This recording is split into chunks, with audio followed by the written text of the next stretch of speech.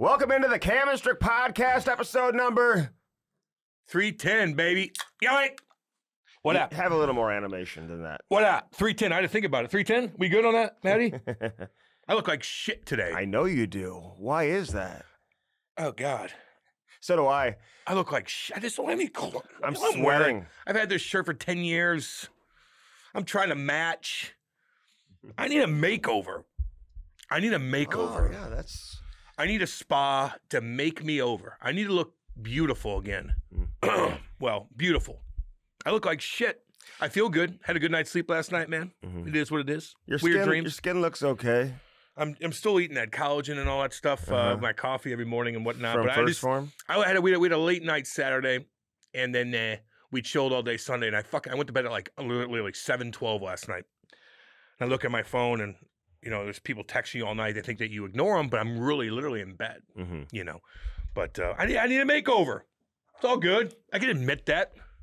Although I did get hit on by the girls at the gas station up here.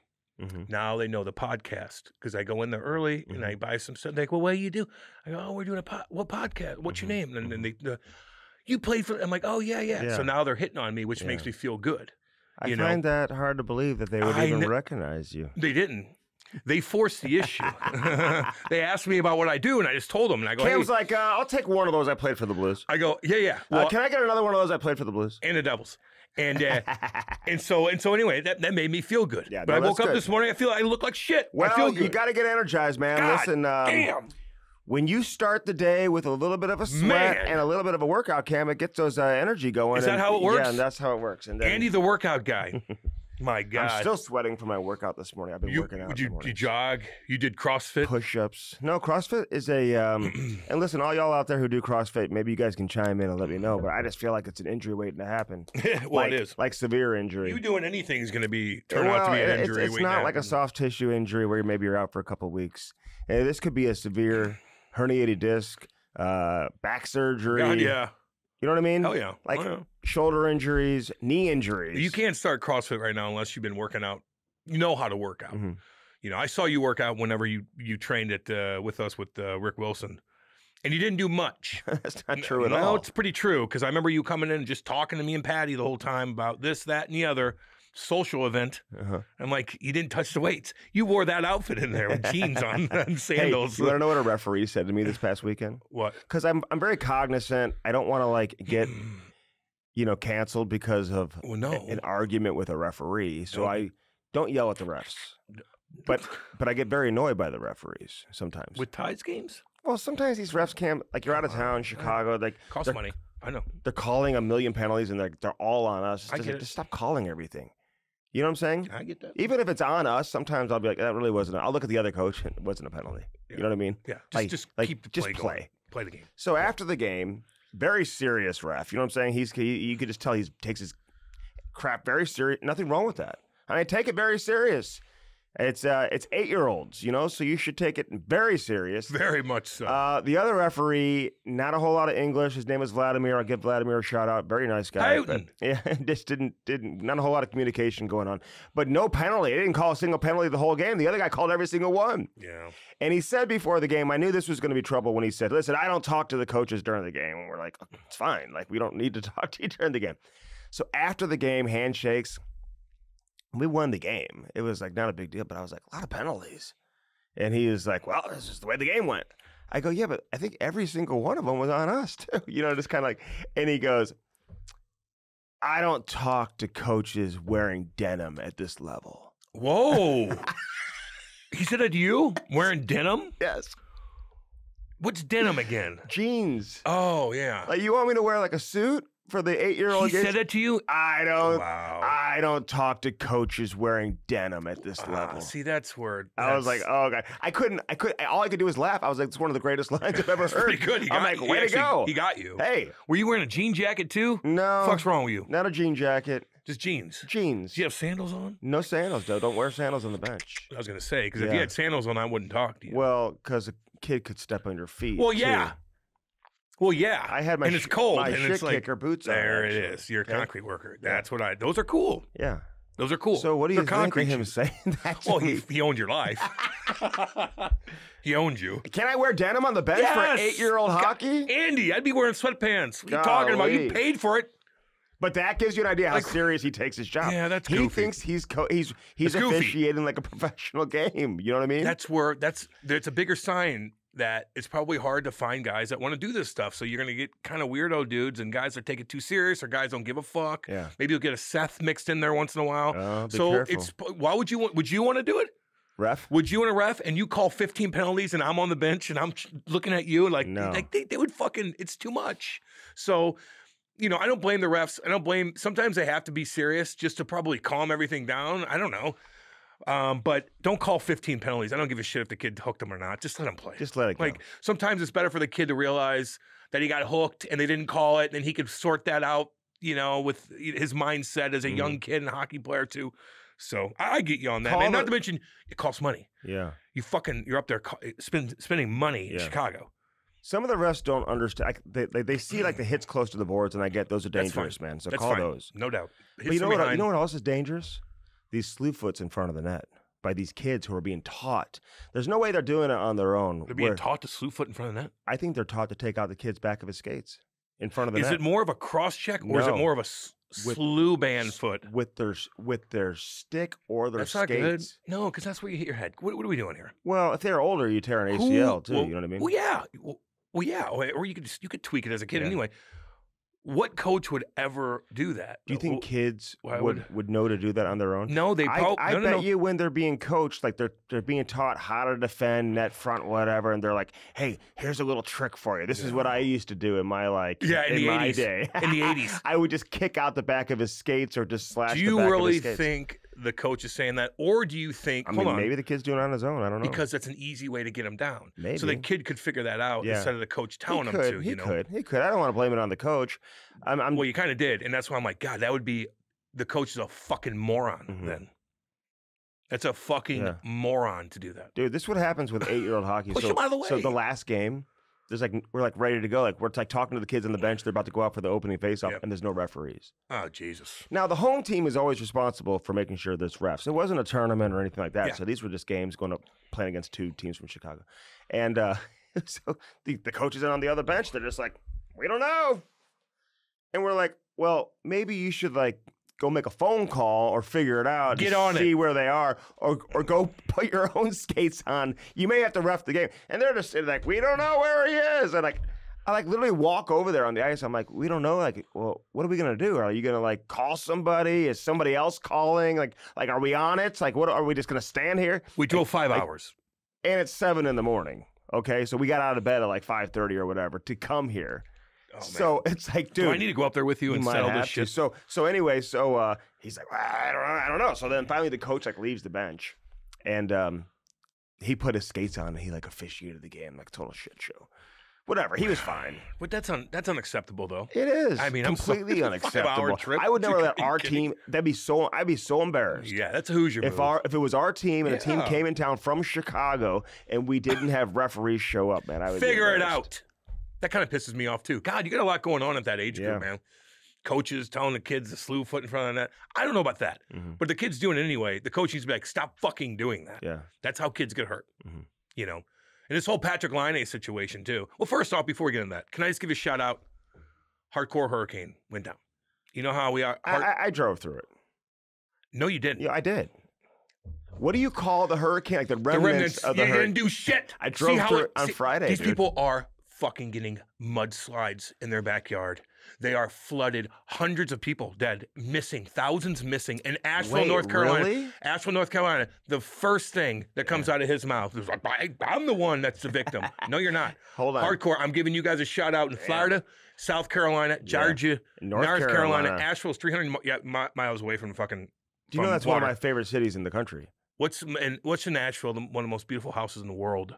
The Biltmore. There you go. And so I took my whole family there for vacation a couple years ago. Remember that? If I had money. And remember Ty in the Biltmore with his chocolate hands? He went and touched the furniture that hadn't been sat on since the 1800s. Late 1800s. And they're on the security. They're on the walkie-talkie. Get this kid out of here. He's got so my wife had to I tried to climb the rope to go in and get him. Oh, Jesus. And then they like threatened to like arrest us for doing that. So she's like waving a lollipop. Come on, Ty, come get the lollipop. Like a dog. And then he came out of the roped in area. People like yelling at it. It was very intense. How old was he? Maybe 2. Why would you take him there? To Asheville? Beautiful spot. Why would you take a 2-year-old Maybe 3. to the Biltmore Estate, which is so prestigious? The history is unbelievable. Why would you do that? He would have no idea what's going on. He doesn't appreciate the... No, I think he knew. No, he didn't. Yeah, he might have. Get out of here. I loved it. That's... I thought it was cool. And I wanted to go check it out. Pretty cool. That's they had to have railroads. One of the things you do in... Asheville. Yeah. Railroads that came in to build that house. They built railroads just to build that house. Wow. Yeah. If anyone ever goes to fucking... to Asheville, there's an incredible Omni hotel that is like... It's probably ruined now, Andy. Oh, God. Really? Andy, it's probably ruined. They got rocked. Damn, dude. Dude, there's it video. Is beautiful there, too. So when I told you, North Carolina is like my #1 fucking state I want to live in. What's that highway called, man? Where I remember seeing the leaves and everything. I forgot the name of the awesome of the highway that I was on. Check out Someone will remind me. Check out some of these videos of people in their backyard. It's very mountainy, very hilly. Yeah. All this water just dumped for days, dumped. And there's people in their backyard literally filming. They hear this roar in their backyard. Their backyard scoots up to a big mountainside.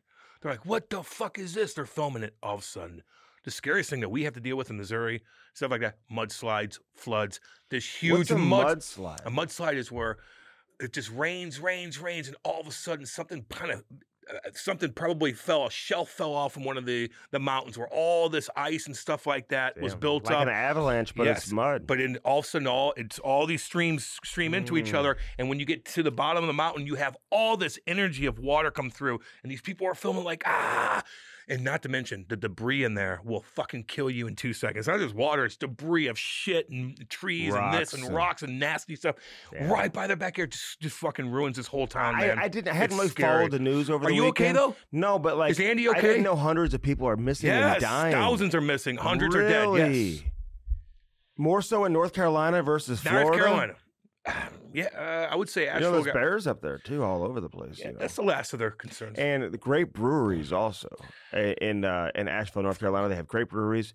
Appalachian State University is right down the road in Boone, North Carolina. We all know that, Andy. I'm just saying, we're talking about a goddamn hurricane. I'm telling you about the area. We know that. Everybody knows that. Asheville's one of the most beautiful. Well, I hope everybody's safe. That's why I gave him a shout out, dude. Yeah, because I drove through. I had to drive on Friday, and it was crazy downpours. And they were saying it was from Hurricane Helene. Yeah, it's just different. So we felt that here in St. Louis. Wasn't that big of a deal. How do they decide wasn't that big of a deal to name it? It goes from a boy name to a girl name. Really? Back and forth, yeah. They've had a Hurricane Andrew before. Yeah, 1991. Fuck, killed a lot of people too. That devastated Florida. 1991, Hurricane Andrew. It was the biggest hurricane since I was alive. I remember hearing that as a kid. Hurricane Andrew down in Florida, dude. That rocked it bad. Damn. Let me tell you, dude. I'm not living in Florida. Like, the hurricane thing fucks me up. It just truly does. You know, every year, you're going to have to, people are like, well, just evacuate. Oh, okay. Evacuate your house with your dog, with this, with that. Put it all in and go find somewhere to stay. Okay. Like, that's very difficult to do. Not to mention your insurance now. Fucking skyrocketing. It's getting more and more and more expensive. Are sea levels rising? No. But the fucking hurricanes, man, there's so much population around, they will rock you every single year. I talked to a number of sources in Florida. You didn't even know what was going on in Florida. No, I did. But they're like, the people I know are safe, like the people who are like who work for the Panthers and like play there and stuff like that. Like they're not. They got money. No, I'm just saying they're not in the direct danger. Could be like anywhere. The Fort Lauderdale people. It's more so the Gulf on the eastern seaside. Where it goes up through. Yes. And Louisiana, too, gets rocked and so stuff like that. So you know what I'm saying? So there's certain areas, I know you're like you're scared to live in Florida, but certain areas of Florida are a little safer in regards to the it can come up either way. Hurricanes. It can go up either way. Like Hurricane Sandy fucking rocked everybody on the eastern part of it. So it changes. But it is interesting, man. And I remember talking to a lot of people I know down there, they're in Sanibel Island 2 years ago. And that hurricane rocked them so bad, they had to fucking tear their whole house down. They just built it and to bring it back. Like, you got to have a lot of money, a lot of patience, and your insurance. Like, there's just a lot to it, man, to go down there and want to build a big house, knowing you're going to have a monster come through eventually. Otter got rocked a few years ago. Did he? Yeah, everybody did. A lot of people fucking down Benny there. Bishop. Remember when Benny Bishop was in Texas? Yeah. And he got rocked by a tornado. Him and fucking Jamie Benn. Yeah. We got Bish coming back in. Yeah, I know we're going to talk to him again. But because that was a COVID interview, too, that we had. Oh, it was? Remember on the phone? Oh, we were God, in 2 different spots. I thought he came in. No. Okay, that sucked. Remember Andy and I we had so many big dogs during COVID. We were doing 2 a week, dude. We were doing 2 a week. We had Kovalchuk and Eric Lindros, and we couldn't even see them. I couldn't even see Andy. We're literally texting each other. You go next. Like, that sucked, man. We got to redo a lot of those, I think. Yeah, we do. Some of the COVID people back on for like a... Yeah, for like, let me look at you. Yeah. You know? Well, we have a good interview coming up here with fucking... Keith Jones, dude. Keith and Jones, the Flyers baby. are everywhere, man. That Michkov, unbelievable. Dude, he's fighting. I like how... No, he's not. But Couturier fought. But he's battling, I should say. And he's sticking up for himself. And obviously the message has gotten through to the rest of the room. Like, hey, anybody touches this kid, man, we're Nobody in. touches him. Yeah. Delorier, Michkov, nobody touches him, dude. Scores overtime winners. Those got like 6 points, something like that. Good. I like that Sealer. We need superstars, dude. We need Michkov. We need Michkov. Be a superstar, baby. Let's go. All these Russians, man, they come in. Yeah. Rarely does I'm talking about the real high-profile Russians. Rarely do they disappoint. I know. You know what I'm saying? You may have 1 or 2, but like... Prisov and whatnot. Malkin, Ovechkin, Kaprizov. Yeah. Who else? Yakupov. Tarasenko. Like, there's one that didn't. Yakupov did not. That's a big one that didn't. I don't even know if the Russians are claiming Yakupov. Is Ukraine claiming? I don't know how that's working out. You can come here. Although, can I just say this? Yeah. And Yakupov, I love that kid. When he played here, nicest guy in the world. Nicest guy ever. I got to know him pretty well that year. He hurt his knee down the stretch. Yeah. He was so cool. You told me that. And I remember watching, and this is the difference between playing a game versus, a practice or like a shinny game. You know, when people are like watching like scrimmages in the summer before training camp, I'm like, this guy looks fantastic. You know, it's like, okay. First line material. That was Yakupov. You see him in a preseason, like a pre-training camp scrimmage, flying around, or in practices. This guy would shoot the puck so hard, Cam. Like, not like slap shots, but just come down, never hit the net. So it sounded so loud because it hit the glass every time. Yeah. But he just skated 1,000 miles an hour, just had no purpose behind his game. Yeah. And obviously upstairs, maybe there wasn't a whole lot of maybe the hockey sense maybe got to him. He didn't work out. And he was a big high, obviously, first year he may have scored 14 or 15. Yeah, no, he was okay. Like I remember him scoring in like a shootout or something, and doing a crazy dance and whatever. Oh, yeah. I remember that match. Were they even winning in the game? Probably not. But I don't know. He's the one Russian I would say that was the biggest bust. But there's a ton, though. Yeah, but most of the guys that you're like anticipating to come over happened throughout, even in the 90s, dude. Yeah. All those Russians turned out to be big-time super. Now, hey, real quick, when we talked about superstars, remember we said, we're talking about Crosby not being in these commercials. Even like watching football last night, they have all these commercials to all these athletes, not one hockey player. Not one. You have tennis players, you have WNBA, you have this, every sport besides hockey. WNBA. That's what I'm talking about. Yeah, WNBA. Down to 100,000 viewers, by the way, WNBA. Except Clark. When Caitlin's playing. Now she's out. It was from 3 million. We had 3.6 and watching. Then, now was it now? 100,000. She was a force at both ends of the field, both ends of the court. You don't even know what you're talking about. No, now there's only 100,000 watching. My point is, we talked about this last week. There's no hockey guys on there.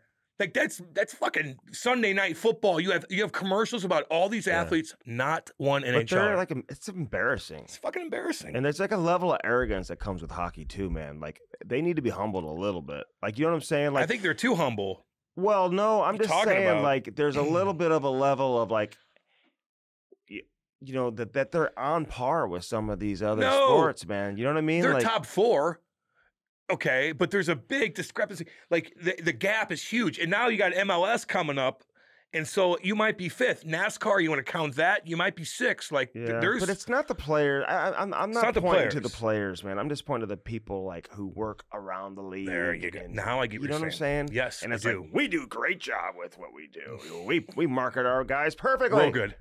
It's like the WNBA. We know WNBA is getting more national deals than our hockey players. Is that a better product? They came in layup. If Caitlin Clarkson, we know virtue signal. He's going to virtue signal. It's all good. Okay, let me be real because I'm a realist. That's what I do. She can go to her left. She can go to her right. Caitlin Clark's step fun to watch. Outside, inside. Caitlin will do this. She'll do that. She can put the ball on the floor. She's fun. The other girls can't lay up. They're like laying up, falling down. I'm like, what are we doing? And they get way more attention. Well, Cam, are you jealous? Cam, I don't give a fuck. I'm not playing. Mm-hmm. Doesn't matter to me. Yeah. We're just going to entertain you on here, and we'll be okay. But for them, it's like, fuck, they get no love. Even like last night, not one hockey player on some of these commercials. I'm like, interesting. That's exactly what we're talking about. But you know what? It's interesting because I would say, for the most part, in most local markets, the hockey teams do get attention. Yeah, okay. Although Keith Jones, and one of the most shocking revelations in Chemistry podcast history, says that on local radio, the Flyers get no love in Philadelphia. No one even talks about them. And listen, we're not dumb, dude. I know the Eagles are, of course, super popular. And Phillies, the Phillies are super Bryce popular. Harper. And the 76ers obviously have a ton of tradition. Yeah. And get a lot of people talking about the 76ers, with Iverson and Dr. J and all these guys who have been there over the years. But the Flyers have a shit ton of tradition too. And like, you got some loud personalities there. No one's even talking about them. And Keith Jones, who was one of the faces of the NHL from a broadcasting standpoint, doing all this national television, doing a morning show, and even when he's on, they're not talking about the NHL or the Flyers. Dude, I just found that hard to believe, man. Yeah. Here in St. Louis, do we talk about the Blues all the time? Cardinals. And the Cardinals people and Blues will complain if we talk too much hockey. You know who complains, though? I've never really had too many listeners complain to me about it, but other media that I've worked with in the past who don't want to talk hockey, they complain that we're talking too much hockey. Nobody wants to talk. I don't want to talk Blues today. I used to work with guys all the time. I'd come in like, I don't want to talk Blues today. Because you can't. I'm like, well, that's probably a part of it. No, I've been in the game too. You can't. You can't keep up with it. That's why. It's easy to talk about baseball, man. You look up the thing, is you've been watching your whole life. They're really into it. You're really, really into it. It's easy to critique, You look at the stats. Don't even really have to watch the game to but really I don't know follow what's it as going on. closely, and I can have a conversation with you about it. I've been doing it, no doubt. And certainly the NFL But hockey and basketball. Hockey's the hardest sport to get into. It's the hardest sport to play. It's the hardest sport to watch. It's the hardest sport to get into. It's the hardest sport for your kids to focus on every single day. You're lucky. You're lucky right now. I got buddies that have fucking 3 boys that are obsessed. Whole family's obsessed with the Blues, obsessed with it. Can't get their fucking kids into hockey. Too much going on. Too much hard work to put into it. It's too much crazy. You got to have sticks. You got to have balance. You got to have this. You're on skate blades. You're doing this. It is so hard to get into. But they're obsessed with hockey. Let me say this though: you want to get your son or daughter into hockey, and there's great programs out there. I'll give Little Blues a shout out right now because that's where my son got into it, and a lot of other people. Yep. And I had him on the ice prior to that, man. But like, getting your kid into hockey, specialized sports, it takes an effort from the parents too, man. The parents have got to put in the effort as well. And one of the most frustrating things you'll ever go through, and painful things, Cam, is teaching your kid how to skate. It's not easy. Oh, man, yeah. It doesn't happen once or twice. Occasionally you have like the phenom. I get the parents are like, first time you went on the ice, he was just wheeling around. I'm like, well, good for you, man, because it's not normally like that. Congratulations. Sometimes it takes months and months and months. Stopping.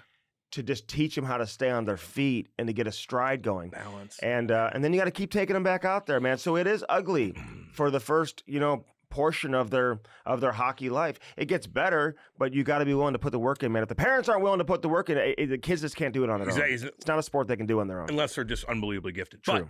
But you're right. It's very, go send your kids to play soccer. You run around, you do your thing. Baseball, hey, fine, catch a ball, miss a ball. But when you're trying to teach your kid to skate, especially on ice or on fucking asphalt with rollerblades, they're going to toe pick, and they're going to go like this. Bam! And they're like, I've never got hurt that bad before. I mean, maybe sometimes when I'm running around, that hurt like hell. Get back up, try it again, toe pick again, boom. Now you're trying to stick handle and skate and turn and stop. I almost quit hockey, man. I remember I was so pissed. I was rollerblading. I knew how to like stop on rollerblades because you could just spin. I tried ice hockey and I was fine. But every time I tried to stop, my ankles would roll and I go, bam, right to the boards.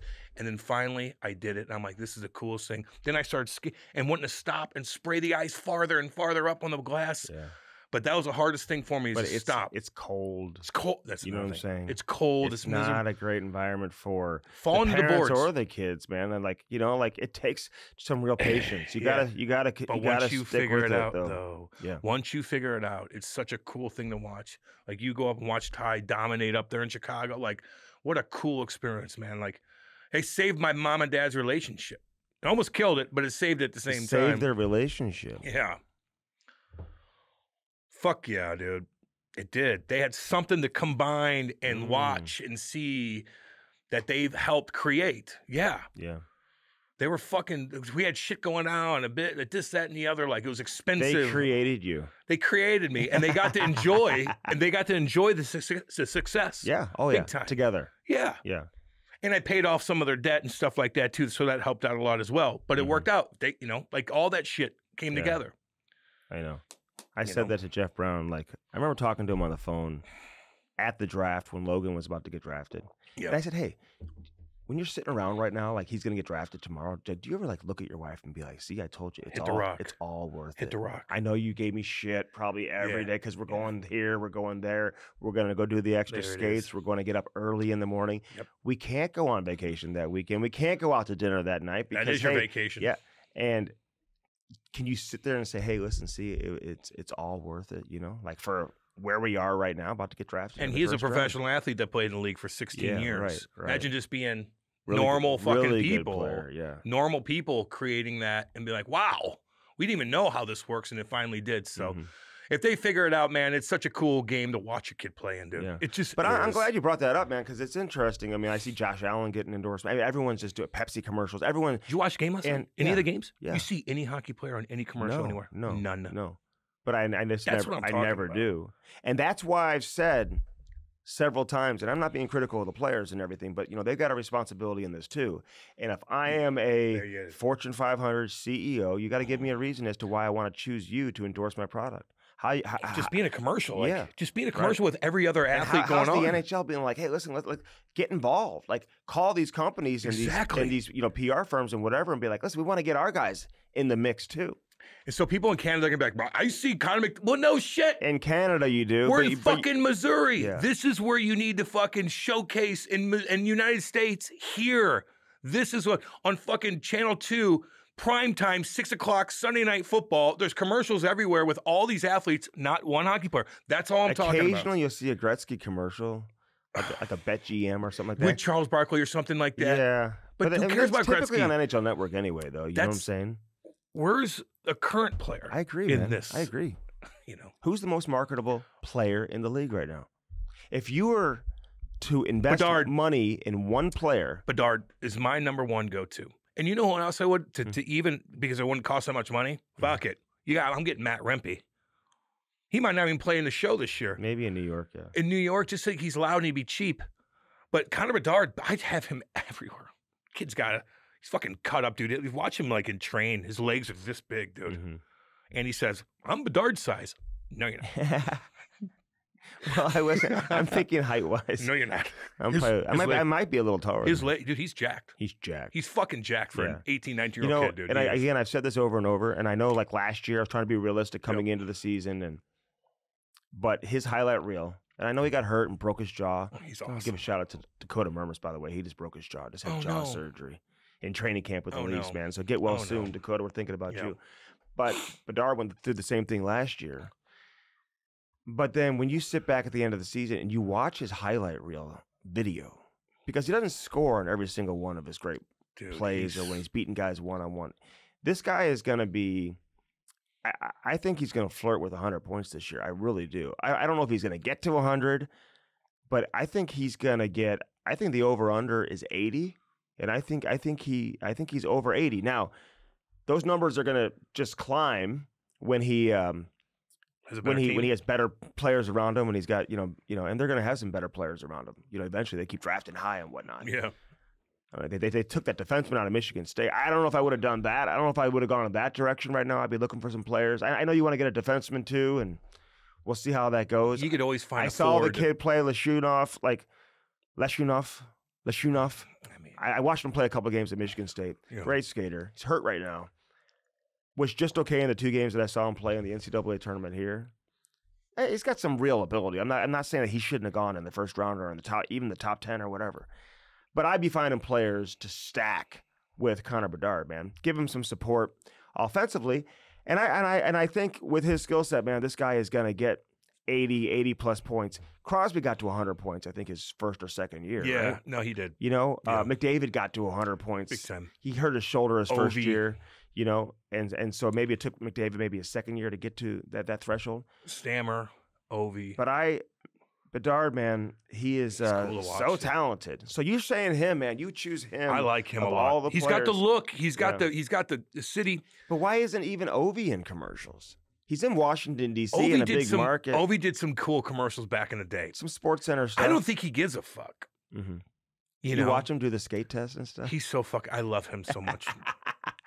Remember the commercial with Ovi? Somebody sent it to me because we're talking about Ovi commercials. Uh-huh. The kid's in high school, like a little nerdy kid. He opens up his thing, and Ovi's head's right there. He's like decapitated head in Yeah. his stall, in Mhm. his like locker, Yeah. and he just says something No, he stupid to came him. in with a great personality, man. Fucking hilarious. Yeah. Like I don't know if I see that No. now anymore. Remember, I mean, all these different commercials on ESPN and stuff like that. Like I get all that. Mhm. Even Rob Ray had stuff on.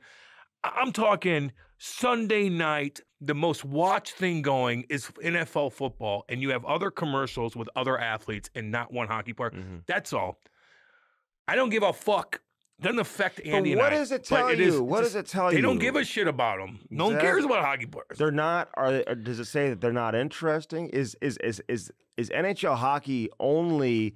It's almost like an individual sport made up of 32 individual businesses among one big business, and it's like every team is responsible for themselves in terms of how they want to be marketed in their own individual market. I think it's some probably has to do with social media too. Yeah, but you've Like, got the a lot of these relationship guys are. with ESPN and everything. You would think ESPN be putting these guys in some commercials. I don't know. They would want. They promote Caitlin Clark more than they do ESPN. I mean, you got these NHL players. You've got these big time talk shows on ESPN every morning. First Take and all these shows. Subban's on McAfee. A couple guys like that. Subban, McAfee started doing some things. he It helps felt out. a little bit of forced. It was almost like he was, but he treats them like they're children, though. Still, you know what I'm saying? In a way, you know what I'm saying? It's Yeah, almost like Chicklets is doing their thing. They're making their rounds. They help out more than anybody. yeah, they do. Chicklets helps hockey players make more money with advertising than anybody else does. Mm. Any of your agents, fucking Biz and Wit, help you guys out more than anybody. Just so Yeah. you know. But McAfee, I would And agree. McAfee, dude, he's cool. He's the one guy. One guy. Because like First Take, man, they'll talk WNBA for But 35 why do you think minutes that is, before they Andy? ever talk about hockey. You just talked about it earlier. Because they can't hang. They can't have a It's hockey hard to conversation. talk hockey conversation. They don't know anything about hockey. You can't fake it. No, That's the thing. no. We could fake baseball. Yeah. We could fake football. Hey, bro, Danny, when I did this, you cover two, Yeah. blah, blah, blah. You got to get this on, blah, blah. We Mhm. could fake the fuck. Oh, their offensive line. They're smash mouth football. How are you going to fake hockey? Well, everyone know. grows up on baseball. Everyone grows Football up on football. in the so United everyone States. kind of knows the sport. Exactly. It's like interesting, even with my own kid right now, I'm watching him learn the game of football. He's so into football right now, Cam. Is he he? loves it. Yeah, he it's loves fun. watching it. And he sees the athletes everywhere. So he thinks they're all super cool, all these football players and everything, because he sees them everywhere. Yeah. And he sees the basketball players everywhere. And he doesn't see the hockey play. He knows who all the hockey players are because he's like into the game and he watches NHL hockey, but they're not showing up on his like YouTube videos YouTube and stuff. stuff like That's that. the thing. Well, he could follow different things. But Now, he- and their nobody algorithm will does, change. But you know, like we're watching like the game last night. I don't like see you basketball said, man, stuff like in St. Louis. it's just a different production. I don't see I've never really met too many basketball fans when I grew up. Not hardly at all Mhm. until I got into fucking radio. But it's not an NBA But no, market. but that's here. what I'm saying. Yeah. But I only met- we've produced a lot of NBA players. Totally. though, But like the obviously. only NBA people I know that are diehard NBA were when I got into radio. You know, But, they you know, didn't know anything about hockey, but they loved NBA. College basketball has always been super popular here too. Yeah, big time. You Yeah. know? I like college football now, dude. Fucking Bama and Georgia. What an awesome game that Yeah. was. They got a 17-year-old wide receiver on that team that just For Georgia made or for Alabama. Oh, that yeah. made sick plays at the end of the game, like Mhm. 17. I know. That was when I was leaving for Windsor, dude. I was a kid, man. Yeah. Didn't have a fucking Well, he's beard just yet. a kid, man. He's a kid. He's probably making Is he $4 the one who million paints bucks. his nails, whatever? And people were trying to give him trouble I about thought that that because was- he did it for his sister. Oh, well, that's different. Yeah, 100%. I'm not chirping him at all, man. Like, whatever. But the painting your nail, I mean. He had green nails. He wore a green suit. He For did your it for sister? his sister. Well, yeah, that's what you do. That's no big deal. Yeah. But if you got your own fashion line like Dwayne Wade now does. No, his own nail polish. Nail polish line. I think both his kids are transgender. I don't know about that. You know. Is that true? It's weird. Like Megan Fox has 3 boys. They're all transgender. What's the odds of that, you think? 1 in a billion? Is that because the fact checkers will be out? Fact check you all you want on that. Why would I lie She about has that? 3 kids and all 3? All 3 are boys. They're all transgenders. Interesting. Like it's gotten like popular. Yeah. And I like you like if this people were if your kid came home and started painting his nails, I think you would be a little bit of concern. Who performs those surgeries? Is there like? I'm not saying that they had surgery done. I'm just saying that they want to be girls at a young age, and like you usually didn't see that happen back in the day. And so when you have 3 boys and all 3 of them turned out the same way, that's just interesting. You're to saying me. there's the odds there's are just an influence. Look, of course there is. I also think trends happen too. I also think that you are manipulated in a way, and you're like, maybe I want to be different. I want to be gothic. When we were in high school, there's a lot of goth, the different, and I didn't like them either. No. I didn't like Slipknot shirts, and everybody's like wearing dark makeup and stuff like that. That didn't turn me on. I wanted black to be lipstick. I wanted to be different. We all wanted to be different. The white powder all over their face. I was not into it. No. I didn't even like heavy metal because of that until I really started listening to it. And I'm like, fucking love it. I just didn't like that. So the trends happen, and this is a weird trend that's going on, but it's just so different. You think it's a trend? Not all of it. Not all of them. No, if you are confused with your own body, that does happen. Yeah. I just think that it's just thrown in our face so much as a young kids to where they're like, I'm going to be different, so I want to be a different sex. Yeah. Okay. That's all. Yeah. Did I explain that okay? No, I think so. Was that okay? Talk to the people. Are we okay? Talk to the people. Can we not have a conversation? I think sorry. I think we can. Yeah, we can. That was a civil conversation. Yeah, on here we can have a conversation about anything. You know what I mean? And it should be okay to have a conversation. It's all good. Don't take it the wrong way No. if you feel one way or another. We're just having the conversation. That's all it is. It's just different. And you know what? In 20 years from now, something else is different is going to happen. You know what I mean? And 20 years from there, just different. It's all good. Yeah. It's all good. We're just having a conversation. Just having a conversation. And speaking of a conversation too, though, the Patrick Laine situation, where I do see a lot of people coming out like, things need to change. Like fucking Laine, man, like his legs are so spread out. It looks like he's skating like the Arch in St. Louis. He's coming across the blue line. What's his name? Pare steps up. He kind of was in no man's land. Patrick Laine had a right flank defender coming down back checking, so he's kind of like skating into fucking traffic there. He steps up on him. They kind of go knee on knee. Terrible situation, but people are really, really complaining about that. And I'm just like, that's kind of fluky. It just was fluky. The whole thing was fluky. He didn't really try to. If he would have hit Patrick Laine from behind and 2-3 feet away from the boards, and he racked his neck into the boards, I'm like, oh my God. But this was kind of like he's in no man's land. Patrick Laine likes to skate into traffic and do his thing at the blue line. They both kind of collided. It was unfortunate. And then Jack Eye comes out and piss pumped him with a glove on, and he gets a fine. If you would have suspended Jack Eye for a couple games, I wouldn't have give a fuck. If you would have gave that kid Paris a penalty in preseason for that hit, that doesn't bother me. But when people are complaining like things need to happen and what's going on, I think, my opinion, I just thought it was unfortunate. Well, listen, here I look at it. There's a whole conversation going on here about preseason, too many preseason games. I get that. Do these guys need to play that many preseason games? You look at the rosters in preseason, how they're pretty much American League rosters. Teams are sending American League teams that are going to these road games. Yeah. I mean, well, let's be honest here. I mean, you look at most NHL teams, how many spots are truly available on an NHL roster? 1 or 2 or 3. Maybe 1, right? Maybe 2. Maybe. I mean, you're going into a season where you got multiple spots available. Yep. I mean, I'm not talking about multiple players competing for 1 or 2. I mean, in reality, like what spots are truly available? Okay? Not many. Not many. So the preseason, in my opinion, is a complete farce. That's fine. Okay? It's just a joke. People talk about HRR. How much money are you making? Figure out another way to create, to make up for that revenue, okay? Yeah, pump your players up a little more. Get these kids in there 2, maybe 3 games, 4 preseason games max.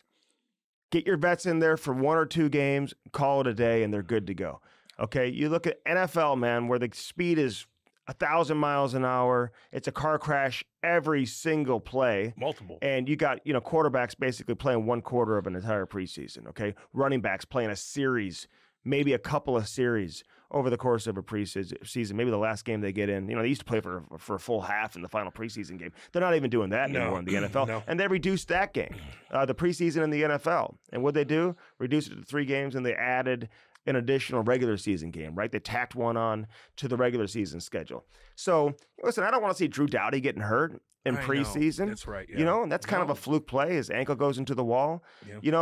You got people coming out and being like, Patrick Laine is a superstar. Let's pump the brakes there. Patrick Laine is a big name, but he's no longer really a superstar. He hasn't been a superstar for a couple of years.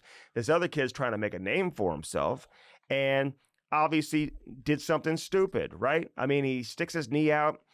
It's a split-second decision. Yeah. Now, I don't know how he should handle it the next time he goes out of the ice. I mean, I would imagine the coaching staff is going to be like, hey, listen, man, you better keep your head up. It's the very beginning of the game. You got to take even if it was a weird situation like that where he didn't mean to do it, although it did look kind of bad, but it's not the end of the world, although it did affect Patrick Laine probably for another 6 months.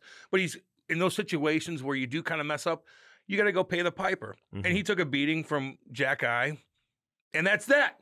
But people are calling for different rule changes and stuff like that. I get the preseason thing. Fucking have them. They play 7 now? I don't care if you condense that. It doesn't bother me at all. We're just talking about hitting and code, and people are just bringing all this stuff in there. That kid just tried to step up. Mm-hmm. He had a back checker coming back.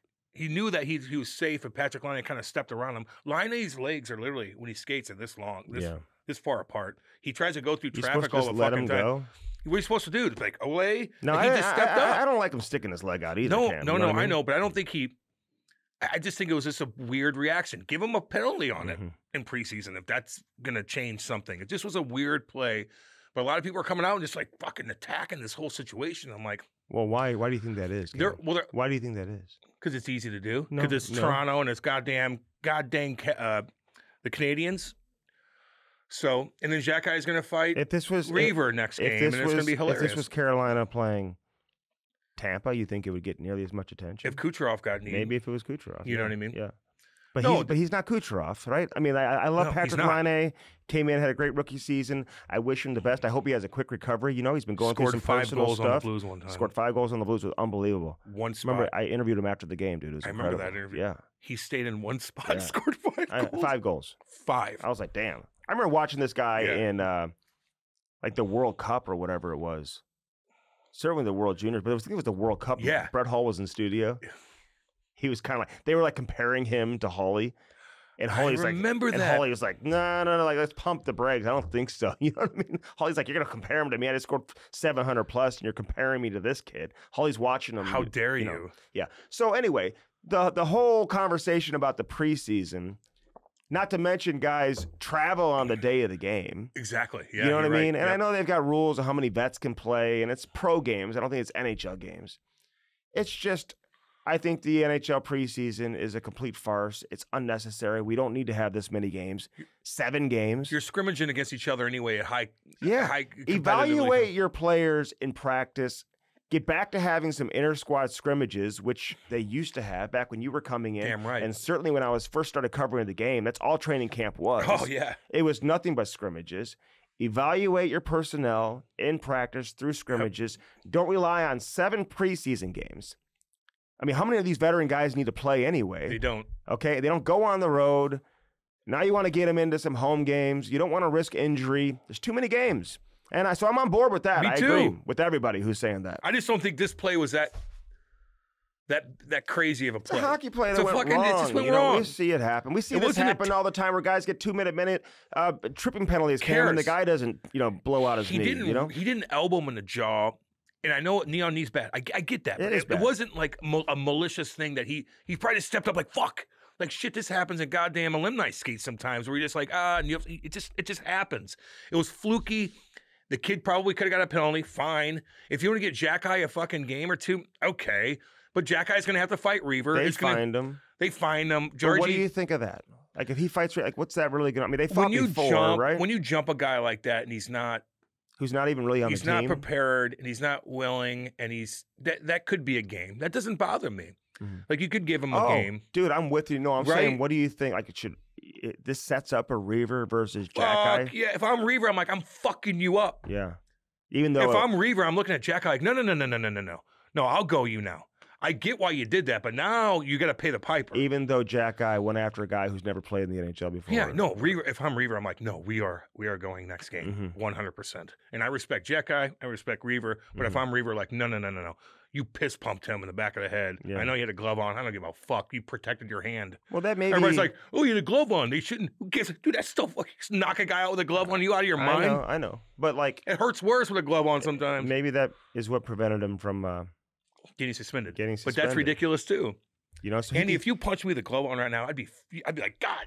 Well, maybe not you, but like, it wouldn't make a big difference between your knuckle and a glove. Like you could really hurt somebody. He's getting him in the back of the head. And not to mention, you want to hold up. If you're going to hit somebody in the back of the head, you want a glove on. Can I say this as someone who's never really been in a hockey fight before? So you haven't? Like I want to like. He almost did with me. Preface that. Oh, I've had a couple almost. Let's talk about it. Let's break them all down. Never mind. Remember we used to do the thing where I break down all my fights? Let's do your fight. Hey, but the kid. Yeah. Do you just turtle in that situation? I mean, I know. No. You're going to get your ass kicked. It's Jack-Eye.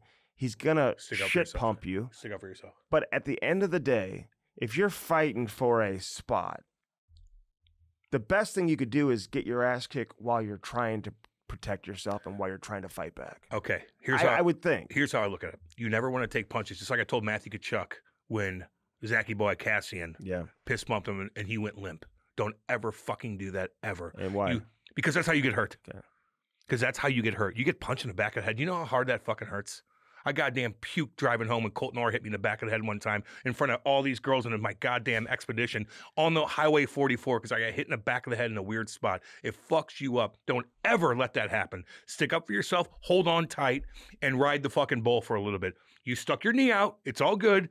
Now you got to pay the piper to Jack-Eye, but stick up for yourself. Don't ever go limp like that and take a fucking ass kicking, especially getting punched in the back of the head. It sets you back. It sets you back. Don't ever do that. Stick up for yourself. You're a strong kid. You're a strong, tie his ass up. Learn how to do that. You're going to step up on guys, you better learn how to tie up on some guys too, because there's still guys that'll fuck you up. Don't ever go limp and take an ass kicking like that again. That's all. Yeah. Tie anybody. Don't I'm going to draw a penalty. Yeah. Stick up for yourself. I don't have a huge issue with what Jack-Eye did. No. That's like their big off-season splash. And they just lost him maybe for the season. Who knows how long he's out for? Piss pump him, but don't get piss pumped either. Stick up for yourself. You're a strong kid, man. Everybody's strong. He's gonna hurt you when you go limp.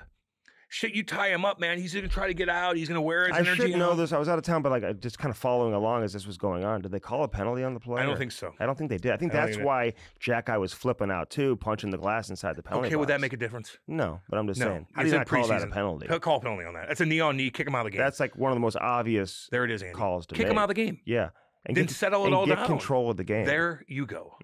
Kick him out of the game for that. That's fine. Did he really mean to do it? Probably not. Is he a dirty player? I don't know. We don't even know him.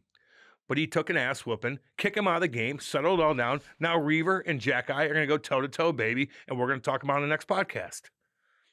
I don't care about preseason games. Cut them down. Who cares? Cut them down. Nobody cares about the preseason Good games. God. But everybody's like, things need to change with the code. What did PK say? PK Subban came out and just went on and on. He's like going on and on about that. What? He's like, nobody pays to come see you play. They settle down. Settle. It's preseason. No one's paying to come see anybody play in the preseason. And who are you kidding? PK, and I love you, and man. I know PK's sticking up for his Montreal and all that. And that's what they do. So I'm trying to be a realist here, man. Like, PK, you slew-foot a lot of cats. I did my thing. We all did it, dude. It's all good. It's all good. But this was just a weird, unfortunate incident. And you could have just booted his ass out of the game, and you didn't. And now he gets fucking piss pumped. Who knows if he's concussed or not? Shit, he might be hurt just as much as Laine is. Right. You don't even know it. And you ever get punched in the back of the fucking head? It's god awful. That's why they didn't let it happen in UFC and stuff like that. UFC. You're down, you get punched in the back. Even with the helmet on and a glove, whatever. Dude, your head goes. It's the worst. I got in a temple in the jaw. You get knocked out. But man, in the back of the head, dude. I was dizzy for fucking days. Didn't tell anybody, of course. Dizzy for days getting punched in the back of the head. So Damn. I know, man. There's ways to fix that. Just kick him out of the fucking game. Knee on knee. Who cares? Preseason. You know? Preseason. Patrick Laine. I feel bad for him, man. I like that kid, man. He's gone through some shit, mental health stuff. I get all that. But he's okay still, too. He's got a ton of money. Like, he's okay. Like, he's going to be okay. He's a big, strong kid. He'll come back from this. It's all good. I got beat. I feel bad for Drew Doughty, too, man. Oh, fuck. Yeah, the Doughty situation is it's unfortunate, man. I don't like to see him go down. Oh, hell no. No, man. I like him a lot. Anybody who watches other sports, too, like, you see players get hurt in preseason games. It happens, man. You see it in football. Physical sport. You know what I mean? Shit, Aaron Rodgers last year, remember? First game of the regular season. Yeah. 4 plays in. 4 plays in. A little drama with the Jets, too. It's like, see, that's what football like. There's so much drama going on. It's unbelievable. It's 1 game a week. It's unbelievable, the drama. They play on Thursdays now.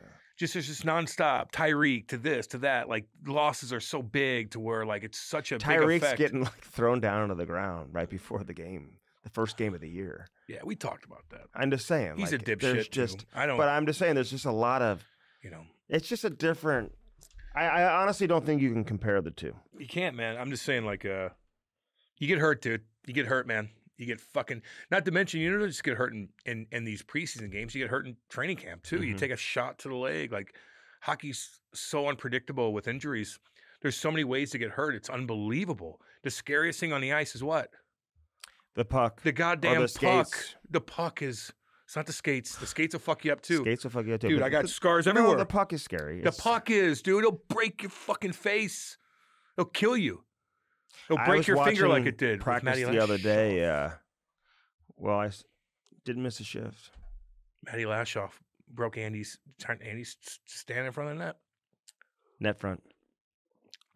Shattered his finger. And he can shoot it, dude. Explain that he can. He just no, he didn't. No one's shooting hard in there. This was game 7. Dude, he did not shoot it hard, man. That means that you're going to tell Matt Lashoff, who played in the NHL, first round pick for the Boston Bruins, awesome human being. He took a slap shot. Took a slap shot, a hard slap shot in a goofy summer league game. No, he didn't. He just threw the puck in front and it busted your hand up that bad. That just shows you how dangerous that puck is without even being dangerous on the ice. Okay. Act like he took a Brett Hull one-timer. No, he didn't, dude. I remember that play. It just hit you in the wrong spot. Yeah, because, like when you're holding the stick, it's Andy was holding the stick like this. No. It's like a hammer coming down. Of course. It's like me taking a hammer and going, you might as well. Get out of here. You know what was funny that day? And Matty Lashoff was a former first-round pick back in the day. Great human being. Handsome and a guitar player. He knows how to like shoot a puck and everything. My boy. But I went to the ortho right afterwards because my fingernail had shattered. Yeah. And my finger in reality was like, it was in like 30 different pieces. It was crazy. Yeah. And I walk into the x-ray room and he's walking out of the x-ray room. Just like randomly, we were just on the ice. It just happened like. What did he get done? He had like a knee injury or something. Yeah, he's had bad knees for a while. Yeah. Hockey's weird, man. Hockey's a tough sport to even. I worry even skating with the alumni sometimes who are totally cool and no one fucks around and high stick. I mean, there's so many different ways that you can get injured, dude. And I don't wear a mask. I don't wear a shield. So somebody could just try to lift my stick, a goofball, and be like, hey, and then hit me right in my teeth and bust all my teeth. You don't wear one. I should wear one. I just don't have a helmet that has a. Yeah, maybe I do. Maybe give them all away. I don't know. I started wearing one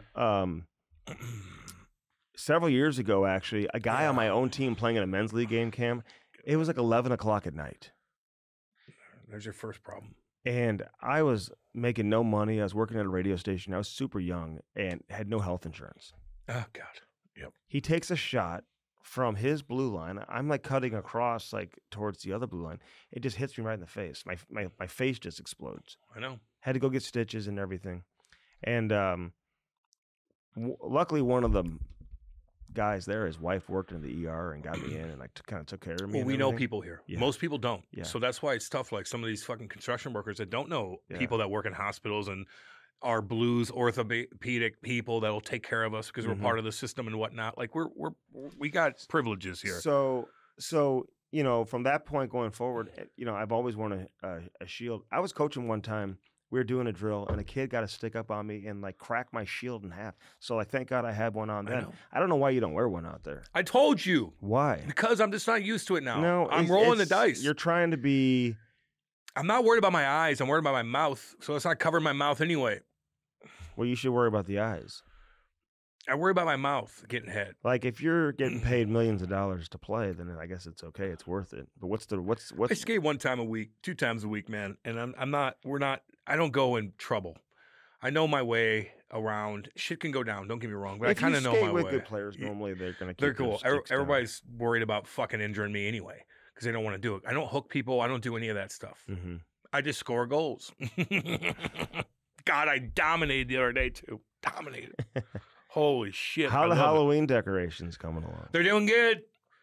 Except for when I get up early in the morning and the sun's still down and I'll have my coffee with Boo Boo and I'm like just watching stuff. And every time I look over, there's skeletons fucking everywhere. Kate put all this stuff. I'm like, it just freaks you the fuck out a little bit. Mm-hmm. It just does. Freaks you out a little bit. I love it, man. I love Halloween. It's still a little bit warm here in St. Louis, but this is my favorite time of the year right here, man. You got hockey season starting up. You got that cool, brisk air coming through, that dry air. The leaves are changing in Missouri. It's beautiful. Halloween decorations everywhere, man. Who wins the Stanley Cup this year? Why you asking me this? I thought we were going to do it next weekend. I'm just curious. We can do our predictions next week. Who's going to win the Stanley Cup? Who's going to win the Stanley Cup this year? I'm going to say right now, and you're going to clip this off and I'm going to look like an idiot, but I don't. I'm going to say New Jersey Devils, baby. Really? Yep. Well, that's virtue signal. That's a virtue signal, son of a bitch answer right there. I don't give a damn. Real Those answer. are my people right there, baby. You got the goalie, you got the skill, and you're due. Let's go. You think Dallas could take another Dallas step? Could win too. How come? I got to ask Benny Bishop that. How come they never get it done? I hate to say it. Well, we'll ask him next week. Like, I'm waiting for Dallas. Every year we get these great regular seasons and whatever. I just can't take you serious come playoff time, and I want to. I know. I like him. I've always liked him. Because I like watching Dallas. So do I. But like you look at the other teams in the Central who have been knocking at the door for several years, they ended up getting it done. Yeah. You know, St. Louis and Calgary being 2 of them. Right? Nashville. I feel like Nashville's not going to be as good as everybody thinks they're going to be. They're just cool. They're a cool team. And I'm throwing a bomb out with the Devils, but I don't give a shit. Mm-hmm. Mark me down for that. I don't care. It's my people out there, baby. Nashville's going to be good, but you know, you just add a bunch of pieces. It just doesn't. Well, usually when you add pieces, it does work out. Yeah, we saw that. Not always. We saw that firsthand here in 19. You know, I don't know if you want to go back that far, but we saw that. You added 5 solid pieces, and then you needed the goaltender and the coach. That's 6 then. Yeah, well, you added pieces, a lot of them, and it worked. So sometimes it is good to add pieces. Yeah. It works if you get like a .935 save percentage. Okay. It also works if you get a Hall of Famer that's already won a couple cups that will score at big-time situations on the power play and whatnot. Uh-oh. And you get a Johnson Marchessault, who's awesome. Jonathan. You call him Johnson? It's my boy. Cool as shit. He's going to go. You don't think he's going to score big-time goals in big-time situations? I don't know. He will. You already have the goalie there. You got the defenseman. So maybe those pieces will add up enough to take you to the promised land, baby. And shit, I might go down there and party with them if they win. Imagine that. I had an NHL executive kind of criticizing Roman Yossi's game a little bit to me. Oh, I thought he said, okay, what? Roman Yossi's game? Like saying like the team would be better off if he just got like 70 points versus 90 points. That's okay. There's nothing wrong with saying maybe that. Freewheeling a little bit, exposing the team defensively a little bit. Andy. Play D. Nothing wrong with that comment. Okay. Nothing wrong with that comment, dude. Maybe settle down a little bit. Does he need to put up 90 to 100 points? Maybe the last couple of years, maybe not this year because you added a couple guys. Maybe not now. Maybe they thought of that before he thought of that. And that's why maybe Yossi's like, now I got some fucking firepower. Let me chill back here and get the goddamn puck out of the zone. We talked about Bedard drafting these defensemen. We know sometimes it's good to have a defenseman to give you the goddamn puck. Yeah. You know, what defenseman, like Seth Jones, maybe will give you the puck. But, like, you need guys consistently finding Bedard, cutting across the ice, going 100 miles an hour, 10 and 2 in it, doing his thing. Maybe that is the fucking key. Can I change the narrative on a player that has taken some heat on this podcast, who I've gotten to know now the last week? What do you got, baby? We always like to do that. Who? And Who have we chirped? we have not chirped him. Oh, okay. I thought you said we did. Others have. And I've talked to this guy, and I feel like I've known him for 20 years. He's been unbelievable. Who? He's like, hey, let me know when Ty's practices are. I want to come out and skate. Who? Ryan Suter. Oh. Dude, that's why. Listen, you gotta judge for yourself. Yeah. I don't like to go based on what everybody else says all the time. Yeah. And I'm not saying everybody else. We've had like one or two. We had some guys that called out Ryan Suter a little bit. Jason Arnott. Jason Arnott did. It's a big But deal. and I like Jason Arnott, but he also left the Blues when he wasn't playing during the playoffs and stuff like that. So his credibility kind of. Well, no, I'm just saying, like, nobody's perfect. Somebody could come out and be critical of another player. I got along with Jason really well here. He was great, whatever. He had a great career, great run. Great podcast. But he was a great podcast. Yeah. Yeah. But I'm just saying not everybody's got a perfect track record. Of course not. No. And I remember when the Blues were in the playoffs, and I know he was told he wasn't going to play. He left. Yeah. And then I think he came in, did some stuff, player development. I like Jason. I'm not chirping him. I'm just saying that's his opinion. Okay. I respect his opinion. Doesn't mean everybody shares the same opinion who played. Can we get Ryan on? Yes. Okay. We will get Ryan on. And I'm just saying, man, I just he's a family man. He's got kids that play. Businessman. His son is living with Matt Cullen, who joined us on the podcast. Cool guy. Love talking to Matty. Yep. Yeah, Matty's cool. And so he's balancing family with business, hockey. and This is probably going to be the last year that he plays.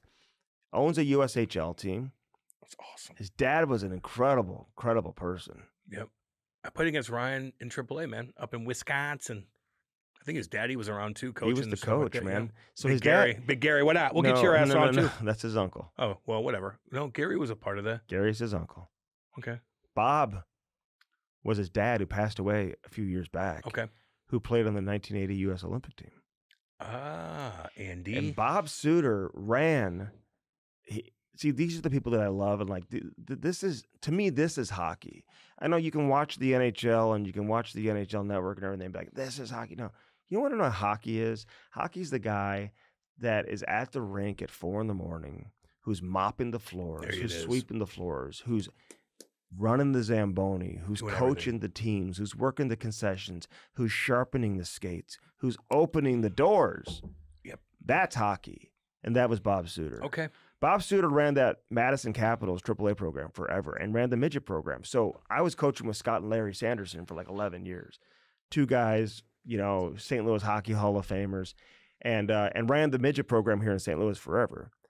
Bob and Larry were tight. So when we play against Madison, go up to Madison, or Madison would come here, Bob would always be around. Very unassuming.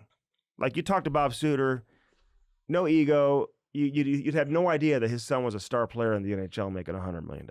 Yeah, over that, yeah. Over that. But I'm just saying he signed a $100 million contract. He's pretty down-to-earth guy. With Minnesota, right? Yep. So down to earth. Yeah. And it was really sad when he passed away. He meant a lot to that community. Meant a lot to Madison. And, now Ryan Suter is giving back to that community. He owns the USHL team and whatnot. So, big part of the Madison community. In fact, where Ty was playing this past weekend, an older team, I think there was a showcase for 2010s, I want to say, and Madison was there. You know who was coaching that team? Joe Pavelski. Oh, yeah. Yeah. Damn. That's a lot of knowledge. You know what I mean? Hockey knowledge. Sometimes, listen, I appreciate everyone's opinion. I will certainly take their opinion. And but then it's always good to kind of create your own opinion. And you get to know people on your own. And I think Ryan Suter is going to be a great asset. He played in one preseason game. He looked really good. He just knows how to play the game. He's like, get me out of here. Makes everything look so easy. I don't want to play another game. Another preseason game? Fuck no. So it was cool, man. That's cool, man. Yeah. I get you. I like that. No, and you're right about the guys at the rinks that are opening it up, and the Zamboni drivers are coaching, are doing this, they're organizing everything, dealing with the moms, dealing with the dads. I thought his dad was Gary. It's not. I remember seeing Gary at tournaments because my dad would be like, "That's Gary Suter." Mm-hmm. Al McInnes, his roommate for 9 years. Yeah, he was dominant, dude. Gary Suter. So good. God, he was good. Remember what he did to Korea? Did he cross-check him in the face or something? Well, that does happen. All those skilled guys back in the 80s and 90s did something crazy in their career. Even if they were just timid and they were skill-based and whatnot, they eventually got so pissed because guys are hooking them, cross-checking them, doing all that they will slash you in the fucking head. And that's the way it goes. Hey, what do you think of Chief getting asked about the preseason games? He's so funny, dude. I love him so much. I texted him. I said, we're all praying for you, Chief. It was preseason. Is there time to panic after preseason losses? He didn't belittle her. He didn't laugh. He didn't show any emotion. He just said, it's just preseason. Subtle, classy, to the point. That's it. That's Craig Berube. And he knows this is just the first part of a long, drawn-out journey for him with stupid-ass questions like that, which is fine because I ask stupid questions too. I don't want to be a hypocrite, but I like how Craig Berube played that mug. He's like, he didn't denounce her, didn't do anything, just said, it's preseason. Mm-hmm. Yeah, he didn't. That's exactly right. It's preseason. He's like, it's preseason. That's it. Preseason. Didn't laugh, didn't do anything. Just said it's preseason. He knows how to play the game. And he's going to have to play the game for a long time now. And it's different up there. But you know what? The last thing that he can afford to do is start getting emotional and pissy with the media in preseason. Can't do it. You're going to have enough time That'll to do that. him no good. No. And his attitude, man, he gets it. Like, that's his obligation as a head coach. Just get in and get out. Get in and get out. He's made good money. You know what I mean? You're going to have to deal with it. I don't know if the reporter was being serious or not. I guess she was. I don't know. Yeah, was that a serious question? Probably dead serious. But I'll say this, though, Cam. Teams do start to, I don't want to say panic, but when you go 3 or 4 preseason games and you haven't won yet, I guarantee you the coach is barking a little bit more at the next day's practice. Well, there's something going wrong. Yeah. There's something that's not clicking still. It's okay. You can figure it out. Maybe certain parts okay. Like you know you don't have your full lineup in there. But, you know, the Blues had lost their first 3 games. Yeah. And I could tell the practice after the third loss, just watching Drew Bannister, who's done a good job here in training camp. Yep. I think he's got good command of the ice. Okay. And the pace has been fantastic. The feedback from players has been very positive. Okay. Cool. So, but I could tell that he wasn't. He made his point, and he made it very clear. Like, hey, they got to be better than where they've been so far, or how they had been up to that point. And so, yeah, preseason games don't matter. But when you're a coach, and maybe you got a GM breathing down your neck. I'm not saying that's the situation here, but in certain places, I'm sure it is. I think I heard Bruce Boudreau talking about like Jim Rutherford, like, you know, breathing down his neck in Vancouver, being like, because they had lost a couple preseason games in a row. Barbecue Bruce, baby, what's up? That's our boy right there. You got Jim Rutherford just being like, we haven't won a preseason game yet. I like Jimmy too. I do too. Damn right. So a lot of people come on here speaking highly of Jim Rutherford. A lot of people do. Right? Including Paul Maurice did. Damn right. I want to say Keith Jones mentions he did. Jim Rutherford too. Keith Jones mentioned a bunch of guys. He did. You know. Can I say something about Patty Maroon? Yeah. Number 77, Chicago Blackhawks. Pretty cool to see him. Everybody's like, I can't believe it. Like, oh, calm down. He's still doing his thing. Oh, Patty, I'm giving you a fucking shout out. 77, baby. Go hang with the kid. Take care of the kid. You take care of Connor Bedard, dude. You do. You're a fucking assistant captain on that team. You're going to be a leader on that team, dude. You and fucking Nicky Boy Foligno, you take care of that Connor Bedard. Don't let anybody fucking touch him. Do your thing. And you know what? You probably be on the line with him once in a while. Just get that stick down like you always do, man. You're going to score fucking a lot. Hell, you might get another contract because you're playing with that kid. You better take care of him, and I know Patty will. I like Chicago. Oh, Patty will be his best friend. Best friend. Panger, Patty, and Connor Bedard. Because you know Panger's going to be up there too. Oh, yeah. Hanging out with, I would too. Protect him. He's the prince. Protect Connor Bedard. You can live with me. No, you can live with me. We're all living together. With me. We're all going to live Let's together. all live together. In a fucking penthouse suite in Chicago, baby. You're damn right. Protect that kid. Everywhere he goes, you take care of him, dude. Make sure he's on his fucking game, eating the right. I mean, like, oh my God, yeah. That's your prince. He's going to make you money. He's going to prolong your career. Take care of that kid. The prince. The prince. He is a prince. He looks like a prince. Take care of him. I like Foligno being named captain, but, of course. But I mean this in a serious question. Would you have just given it to Bedard? No. Okay. No, Foligno right now, yeah. Regardless no. if he's ready or not. In Chicago, I'm just saying, fuck no. Okay. Well, I'm saying McDavid and Crosby and these other guys Don't got care. it at a very young age. Don't care. Just you got Nicky boy there. Yeah, I know. He's taking care of it. Yeah. Okay. You go play. Doesn't have to be that way. Doesn't make any difference. He's going to be the captain eventually. He's not there yet. No, I know. You need to. He needs to mature a little. A lot of times, guys get named captain who aren't there yet. Well, then whatever. They didn't do it this time. That's fine. Doesn't bother me at all. But Foligno was an obvious choice. No doubt. He is a captain. He came it's in on his forehead. He came in and He's the best. Dude. did what he needed to do last year. He's like a coach. He is. You see him, player coach. I want them mic'd up all the fucking time. Mm-hmm. You want to get more attention in hockey. Mic up Bedard and Foligno on the bench. Yeah, but and Cam, Patty. when they mic up players, you want to know what we get? Nothing. Let's go, boys. Here we go, boys. Here we go, boys. Hey, good job there. Hey, great job, boys. Hey, get off the line there. Hey, way to go, boys. Way to go, boys. No. Hey, let's get the next one, boys. I disagree with sometimes, though, because there were a couple times where Bedard's like, hey, man, to Foligno on the bench. I know. He goes, hey, move your feet a little quicker on this. And he goes, am I fucking slow? There's a lot more to it. You could edit a lot more. Hockey players are hilarious, dude. It is what it is. They're the funniest athletes on the planet. You know why? Because they're mostly Canadian. And Canadians are the funniest people on the planet. Mm-hmm. And so if you fucking find their humor, and maybe it's a little edgy here and there, so goddamn what? Make it edgy here and there. You guys need all the help you can get promoting these guys. They're funnier than shit. They're just not funny when you got a fucking reporter, not you, but you got reporters and cameras in front. They're going to be bland as possible. Mm-hmm. But once they don't realize that they're mic'd up, or maybe they do when they don't, now you get their humor coming out. Yeah, but see, here's the difference. Like NFL Films has been doing this for years, where like you can go back and watch guys be mic'd throughout the course of the game. So funny. And the NHL has always been so protective of what gets out.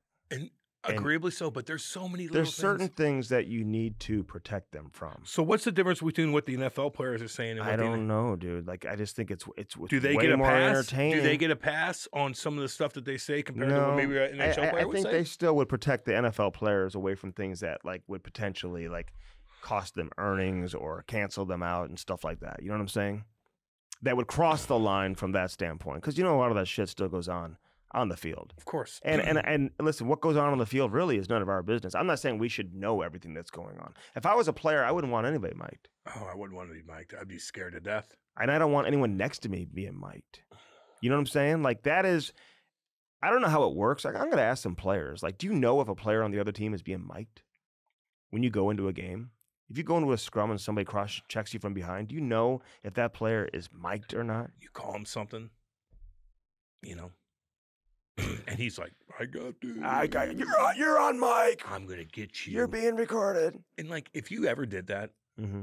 then you're a pussy. Right. Because some guys, Because you know you chirped him the same fucking way. Oh, y'all, who you kidding? like, give me some unedited versions, though, of like Brad Marchand and Matthew Tkachuk and these guys who chirp And nonstop. Brady. See Brady the other day? Oh, my God. He's punching the glass. He does not need to play preseason games. I'm sorry. Get him out. No. That's who I worry about. Get him out. Get him out of there. He knows what the fuck to do. He doesn't need to fucking work on his. No, he's already done that. He's ready to kill Get him somebody. Out. Get him out of there. I don't think you'll ever get that out of him. It's dude. He's literally banging, yelling like you. Like he's he wanted to fucking kill hilarious. somebody. Get him out. He's Save calling him Mr. Megahead or something.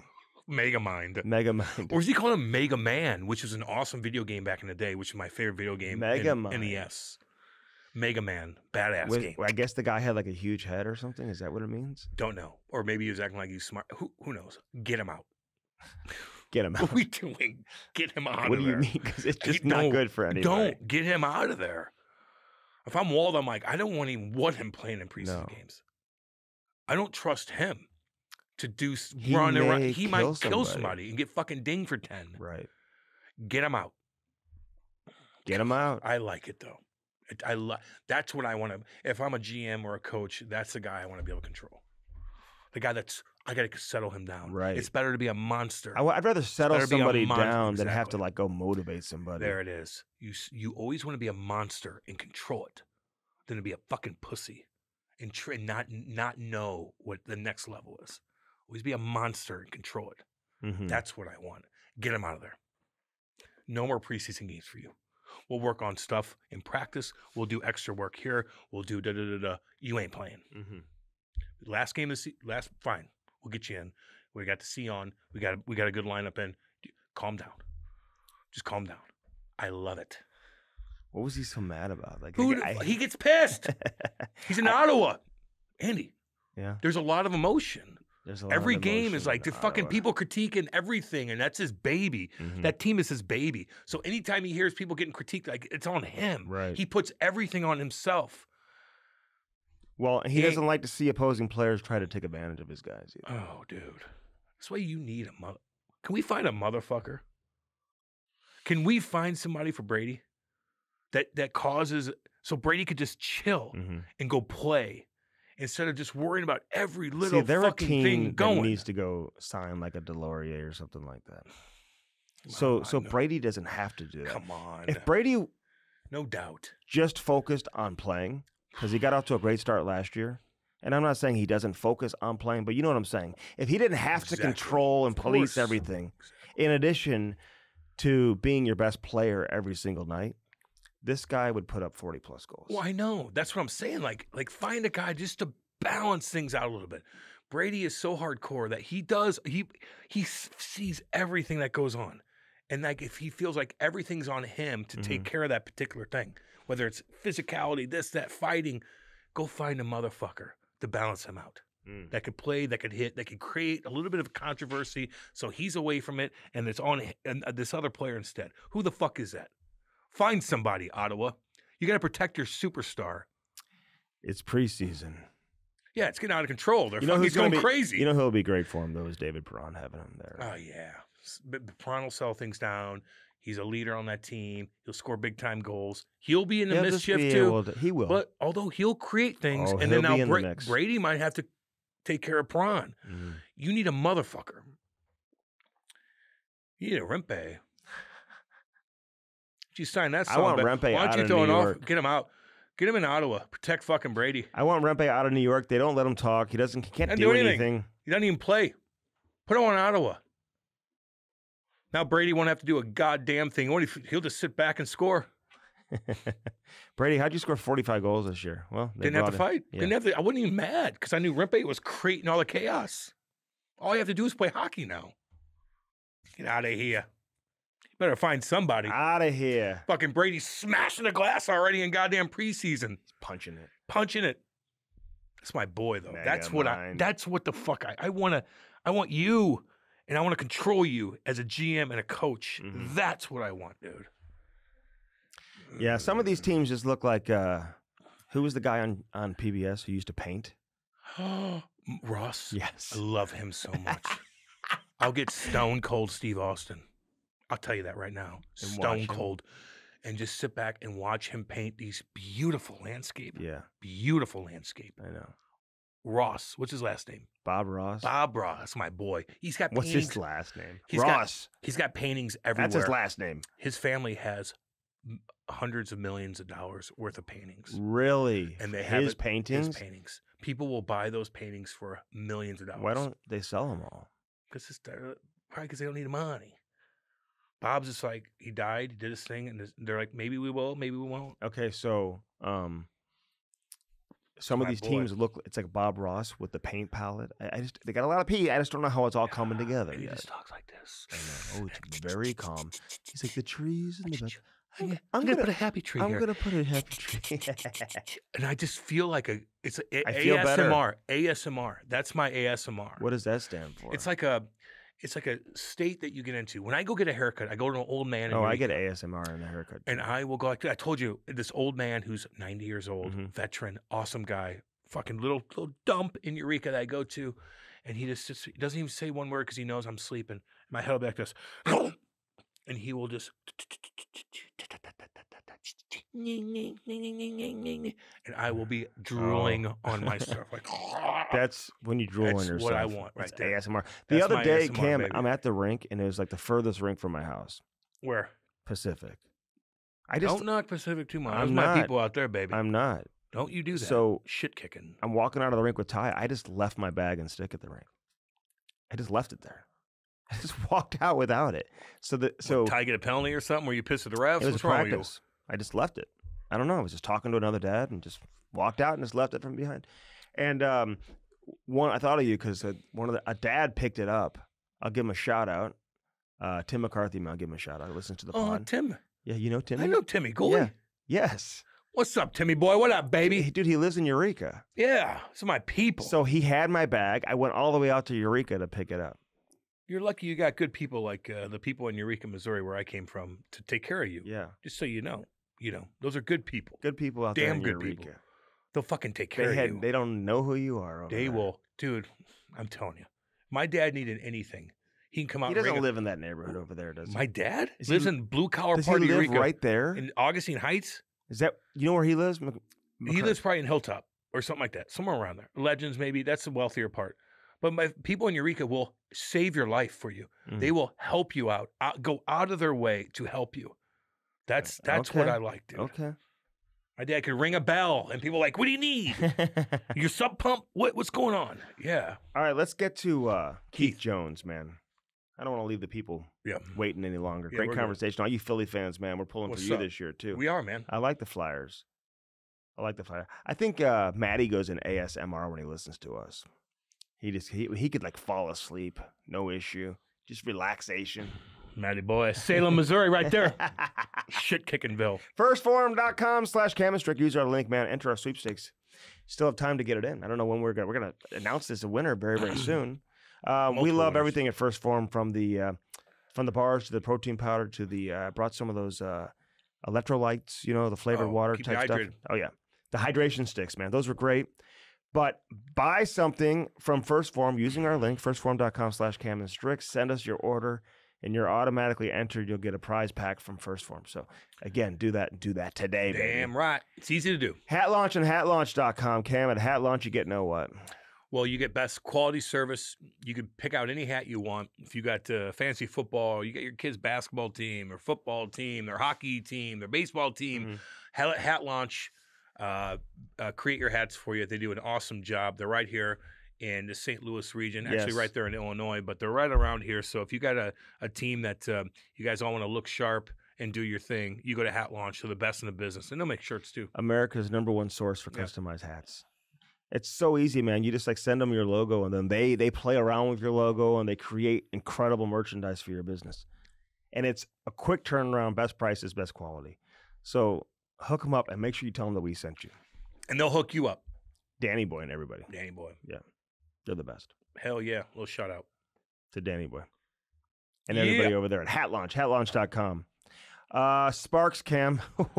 Seth was running wild this past weekend.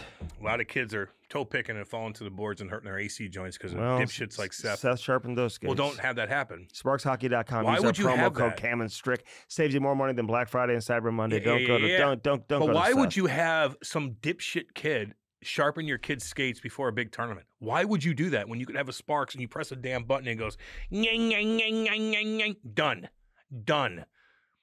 Seth is a weirdo. Don't even let me tell you what he's doing in his basement. Disgusting human being. And he's sharpening your kid's skates before you go out there with a big tournament with all those scouts watching that you already paid $3,000 for. Get out of here. Don't do that. Buy a Sparks. Save money. Get yourself your own skate sharpener, sparkshockey.com, and again, use our promo code Cam and Strick. It'll save you more money than Black Friday and Cyber Monday. Yeah, it's good. You'll save a lot of money. And Seth you is just a don't deal with that. scary human being. You don't deal with that. Just don't deal with him. It's all good. Just don't deal with him. Anything going on with P. Diddy? Do we know? Is all quiet? Butt fuck Diddy? Oh my God. That's his Dude, nickname. No one's calling him that. Oh, I am. No, you can't just say Psycho. that. I mean, you just can't say that out of the did, blue though. like that. No, he is, though. Hey, those rappers. Did you know that Eminem? I'm with Bad Boy. I'm with Bad Boy Records. Yeah, I'm with Bad Boy Records. Do you know You got butt fucked. Eminem had a line in a Of course he did. in a They all rap did. They all did. that no one picked up on it. They all did. Like, if you take the P out of rapper, what do you have? I didn't just say that, did he? Or something like that. I'm like, No. They all it know. was. So he was chirping Diddy, dude. They're all chirping Diddy, but they're scared of him in the process, and they stay away from him. 50 Cent to fucking 50 Cent's not afraid of him now. Ice Cube and all those guys. Like, I didn't fuck with Diddy parties. I didn't look at that motherfucker. I fucking knew exactly what was going on with that weirdo fuck. I didn't fucking sell my Cube soul to said that his too? wiener because he's gonna get you. He's gonna lube you up and fuck you. Fuck him. I do not feel sorry for any of them. Is Diddy from the hood? Where's he from? I think he's from New York. Like, yeah, they're New York. He looks like a pretty boy though. He had a lot of plastic surgery. And he's like wears like he'll wear makeup and he wears his like lip gloss. Like Dave Chappelle did a funny skit. I told you guys it's so funny. Like Dave Chappelle's like, y'all gonna have to go give me a fortune cookie 30 miles away. And he was being Diddy? He's being Diddy. No. Diddy's like, and Dave Chappelle walk in with all Diddy's bodyguards, like carrying him like he's like a princess. They all knew he was fucked. Butt fuck Diddy. That's what his fucking nickname is. How's he doing? Fuck him, man. Dude, he's gonna kill himself. I heard an interview the other day from prison with Suge Knight. He was like giving he's like Suge Knight's like, I'm gonna get Diddy myself. No, he's like an analyst. Yeah. This guy does a podcast. He's got his own podcast from prison. Suge Knight runs a show in prison. You know what he said? He's been in there for 10 years. He said he's never had a bad day in there. Tyson said that was his most interesting part of his life, was the most peaceful part of his life was in prison. Really? He would legitimately get sent down to the hole where no one's at. Solitary confinement. For what? What would he do wrong? Just get me in there. And he'd just read books and he'd have those girls come in and fuck him and stuff like that. No, he wouldn't. Yes, he would. What girls? They'd have people. They'd really? Yep. You think that's what's happening with Suge? Fuck yeah. Not Diddy, though. Well, he's in the Brooklyn Clan. He's going to get it. He might die, though. He might off himself or somebody's going to kill him because he's got so much shit on people. Suge is saying, like, you can't let that happen now. Because well, then don't turn the camera off and keep the bodyguard by them, unlike Epstein. Because of what happened to Epstein. Of course, man. So they're going to be, because that happened to Epstein, they took so much heat for it. Yeah. They know they got to keep this guy alive. Yeah. I hope he sells everybody out. I'm just curious, I don't see it being as I saw something. They were like listing all these celebrities that have been to a party of his. They're not going to get fucked over. Those guys aren't going to get fucked over. If Kris Jenner went to a party, like, what are you trying to implicate her? No. I don't give him any benefit of the doubt, but I would say they're not in trouble unless like Justin Bieber's there at 15 years old in an orgy with you, and you're right next to him doing your thing. Like that's a problem. I'd like to know that you did that. Like I'm just curious. Okay, that would be a problem. Well, yeah, or a 15-year-old girl, or a girl that's like tied up over there because she wanted to leave, and Diddy drugging her up and fucking jacking her up with different ecstasy, and she doesn't want it anymore, and you're there banging another girl, and you see that, that's a problem. So fuck them. Okay. Fuck all of them. Then they act like they're so high and no. You were with Diddy. You hung out with Diddy, and you knew exactly about him too. And you act all high and mighty. Shady motherfuckers. Shilly plastering, Cam. Get plastered with Shilly plastering. It's hard to go from one. Turn your backyard into a backyard oasis. All the nicest pools I've gone to, I say, "Hey, who did your pool?" They say Shilly. Yeah, dang right. Ryan Shilly, baby. What's up, baby? Little shout out right there. I wish I had a pool. Say hells yeah. Hells yeah. And they'll fix it, man. You can't let your pool go to shit, man. That's your investment in entertainment. Yeah. You know what I mean? And they will fix it. They'll fix it. But if they do it the first time, chances are they don't have to fix it. Well, exactly. Well, you know what I'm saying? Tech. They get that Pebble Tech technology. It's a 5-year warranty. So hook that up. Hell yeah. Shilly plastering, baby. Get plastered with Shilly plastering. Ryan, Marcy, everybody over there. Big Dave. Give a little shout out to baby. What up? Big D. My people. Illinois Recovery Center, Cam. Yeah. Speaking of my people. That's my boy, Chrissy Pondoff, Eric Conley. They do a damn good job over in Swansea, Illinois. They'll help you out. They will. They're the real deal. They know exactly what's going on with you. They both have went through hardcore struggles. So it's not like a doctor when you go, when you're addicted to something and you talk to a doctor who's never been through it, but understands what he could prescribe you, and you talk to him, it's like talking to Andy sometimes when he doesn't give a shit and he's on his phone. Like, oh my God. How could you say something like Andy, I'm struggling. Oh, God, help me. And he'd be like, wait, Doug, wait, what? Well, the Blues, hold on. The Blues trade, that kind of stuff. And I love Andy. But those doctors that are like that too, not at Illinois Recovery Center, man. They got it all set up perfectly for you. They will get you help and they'll get you right. Yes. You got to do it for yourself, okay? Yeah. No one's just going to carry you in like P. Diddy, like fucking carrying in by his bodyguards and you can do what you want. No, none of that shit. You got to fucking do this for yourself. Illinois Recovery Center. Chrissy Pondoff, Eric Conley, right there in Swansea, Illinois. Check it out. Get it done. Get it done today. Cam, Blue Note Roofing, man. What's up with you? David Novak. God. Big Davey boy, what's up? He's probably excited about hockey season coming up. He went to the game the other day. He said he actually went to the game by himself. He couldn't get anybody else to. Nice to do. He said it was the greatest thing ever. God, I've done that a couple times. Dude, and could you imagine if you're really into it, you just want to watch the game? or like you just walk around and talk. You Walk meet around, people. yeah. You talk to people. He's been a season ticket holder for like 30-something years, man. He knows everybody over there in Yeah. his I section like that. and It's stuff like like that. It's like a party. He's like, listen, I couldn't find anybody else who wanted to go to the game So what? preseason, so I Go by yourself. He goes, I wanted to take a look at some of these young guys. Yeah. See, I like Like that. Dylan Holloway, man. Dylan Holloway looked pretty damn good. He may end up being the better of the two. I'm just saying, like, who knows how that's going to play out.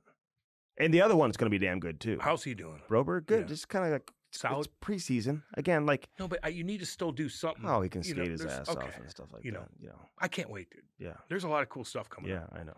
This is our time. This is our time, baby. I don't like hot August, July. Like I love 4th of July and stuff like that, but like Blue Note Roofing, man, is our support time. hockey people. That's our message, man. Everyone we bring on here are hockey people. They are. So always support the hockey people. Yep. 314-920-5713. Blue Note Roofing. They'll support you too. Look out for the yellow truck, man, with the blue notes on the side of it. Gutters, roofing, siding, soffit, fascia, man. They do it all. Fascia. You know. They do everything, dude. And they do it at the highest of highest levels. They do a damn good job. All our sponsors do. All our sponsors do. And by the way, if you got rocked by that, by the hail in May in St. Louis, have him take care of your roof. Have him take care and take advantage of that now. Yeah. Okay, I do that now. The longer you wait, Mm-hmm. get it done now. Proper Cannabis, baby. Oh, Cammon Strict 20. That's the promo code. It'll save you 20% at Proper Cannabis. I did get my mind right this weekend. Oh, good for you. Oh, yeah. I cooked chili. Damn good. Mm. It's actually a taco chili soup is what I made. Damn good. You made it? Yeah. Oh, did you? Kate was putting up the Halloween Damn, decorations. taco soup sounds Oh, amazing. God. It has I'm beef gonna in it. text Laurie Nah, it's right got now. beef in it. It's okay. And, Kids will eat that, too. The kids will. I will, too. No, you won't. It's all good. Mhm. Why don't you just Are say you like a wouldn't? turkey bacon guy? Or I'll eat turkey bacon. Sure. like turkey? Sure.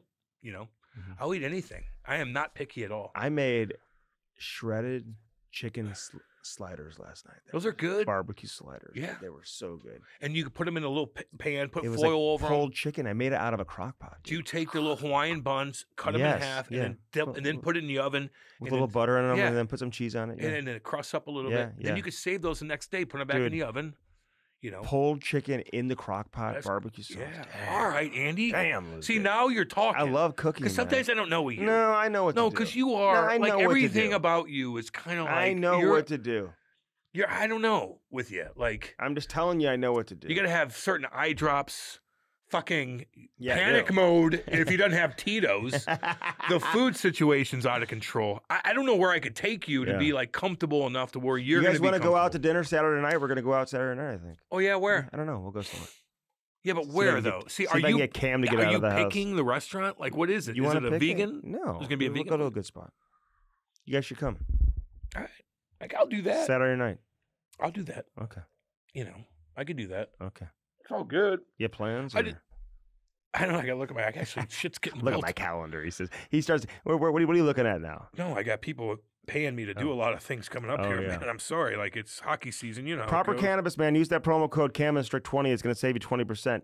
Get that honeybee edibles. Get all the nighttime stuff, man. If you're having trouble sleeping, pain, Oh, walk in there, dude. Tell them what you need and what you're looking for, and they will help you out, dude. They're the experts. pulling a plane in Chesterfield Valley from 12 to 2. Oh, that's easy. It's Me and Losey are taking a fucking, I guess, a jet, Airplane? and we're going to pull it for charity from 12 to 2. We're going to take a strap Oh. and walk and pull this thing down Chesterfield Valley. Because don't go in the For- plane. Your vertigo maybe. We don't. I haven't need been all on a that. plane in a little bit, Mhm. and last time I was okay because it was down in Florida. It was fine. Yeah. No, My vertigo's fine. I think I'm doing a Yeah. better job. Cam at Bellman, you get no. Swinging dicks. Told you guys that a million times. None of that crap. But you get flavored water and sushi, man. They will hook You gotta you find up. something. I'm telling you. I don't know. Like, if No, you're a the smart people- guy, and but the you are people pretty know that. smart in ways. Very like, smart. but like, you don't know. You haven't really picked out anything. What are you talking about? I'm just telling you. Sushi. They don't do that. Flavored water and sushi. So is it more? Is it for the people's benefit that you're saying that? Because it's not for Bellman. no, it's the best Because if customer they service, and they will put take care of sushi, you like you've but you're never gonna get seen before. sushi. And flavored water. Yeah. So that's not.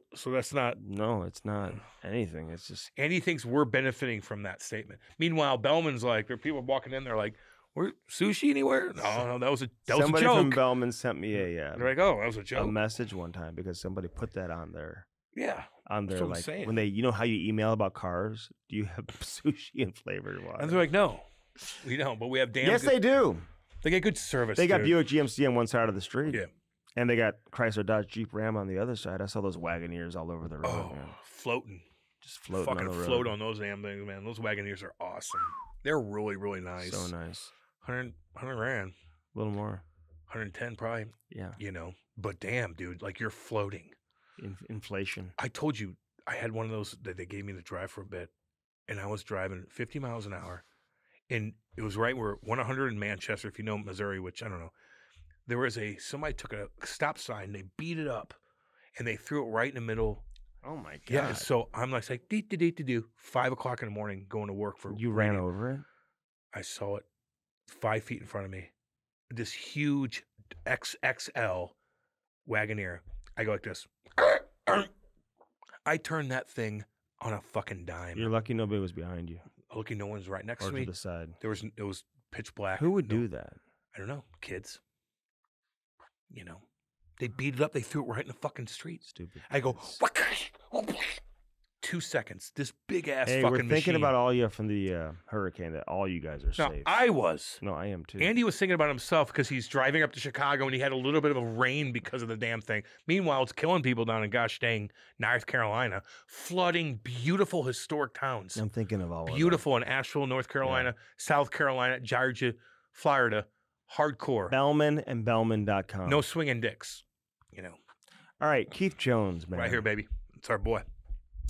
On this edition of the Cam and Strick podcast, man, we get hardcore into Philly. We tell his story too, man. Great interview with Jonesy, baby. Here you go.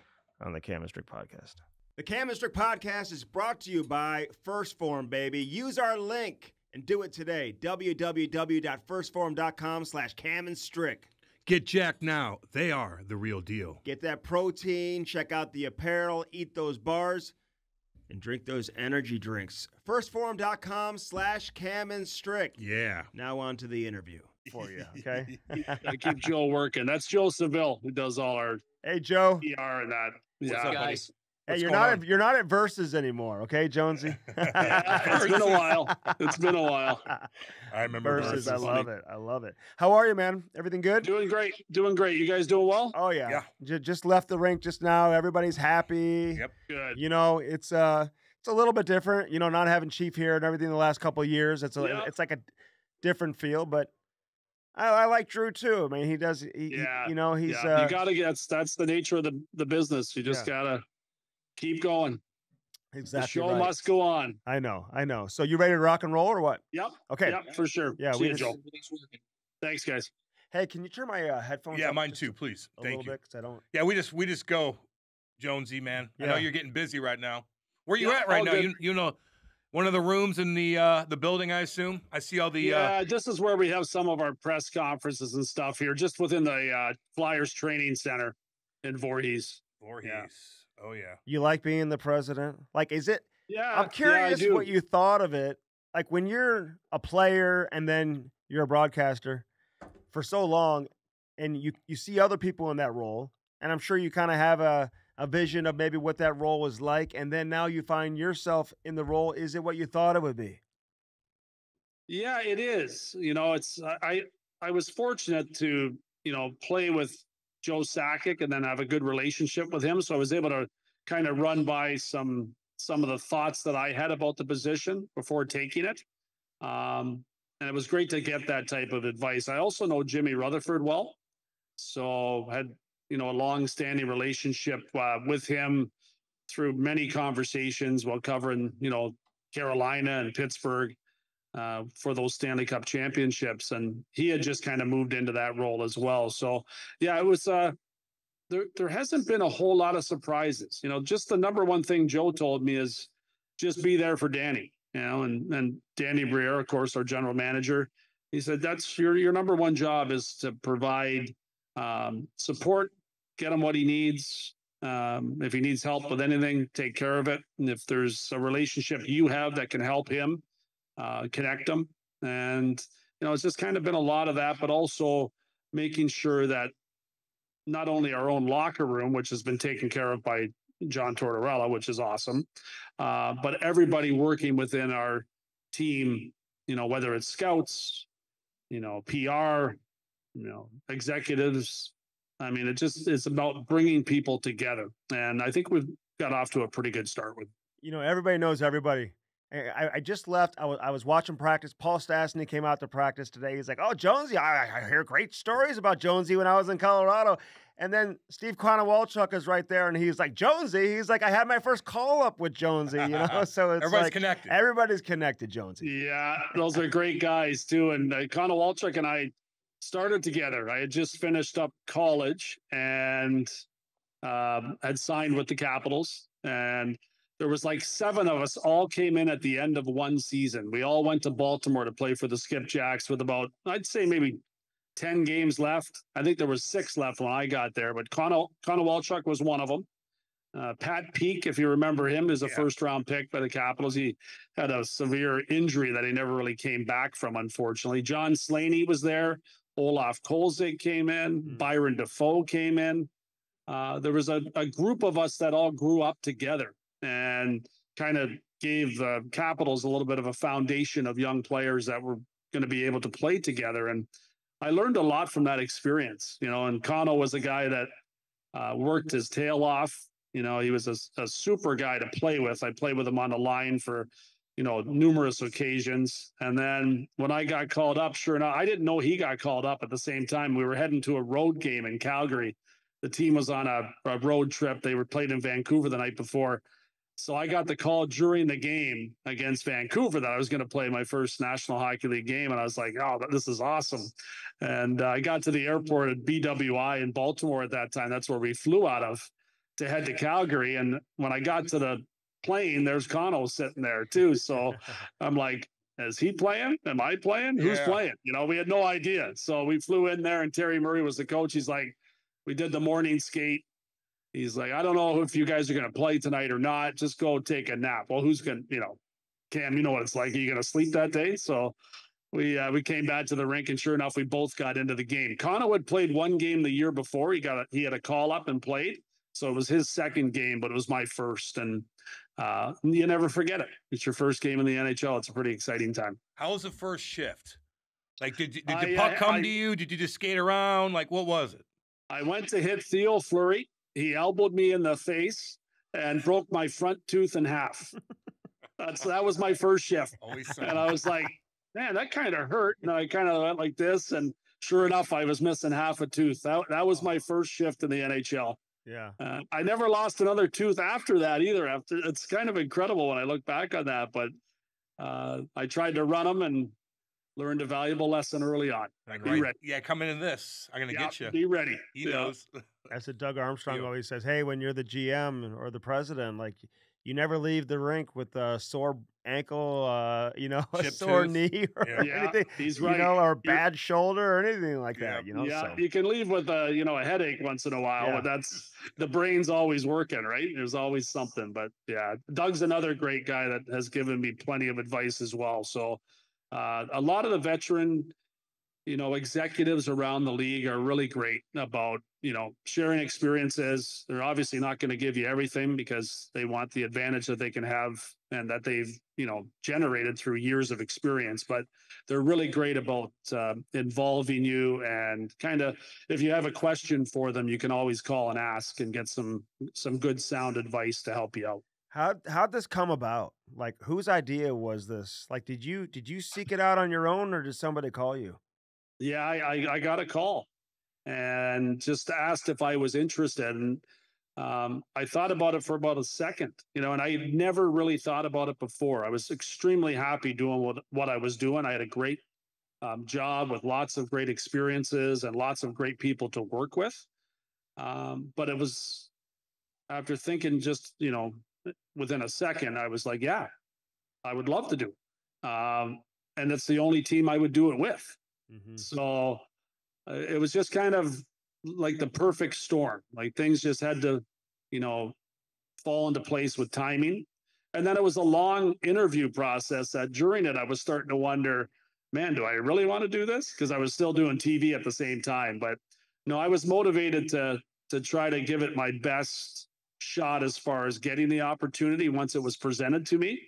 And after, a long process, it took months. It was a private process too, because I never wanted people to think that, well, there's a TV guy that's doing his job, thinking he's going to get another job, trying to get other people's jobs, when that's not what was happening. So it was the number one priority for me to keep it quiet. And, Craig Berube and I, as you guys know, are great friends. He didn't know. So it was just one of those things where I just kept it to myself, and, told my wife a little bit about it, but not a lot, and just kind of went through the process. So that part of it was hard. It was hard not to call and, like, get advice from people that on how to get through that process. But anyway, it got through it, and here we are.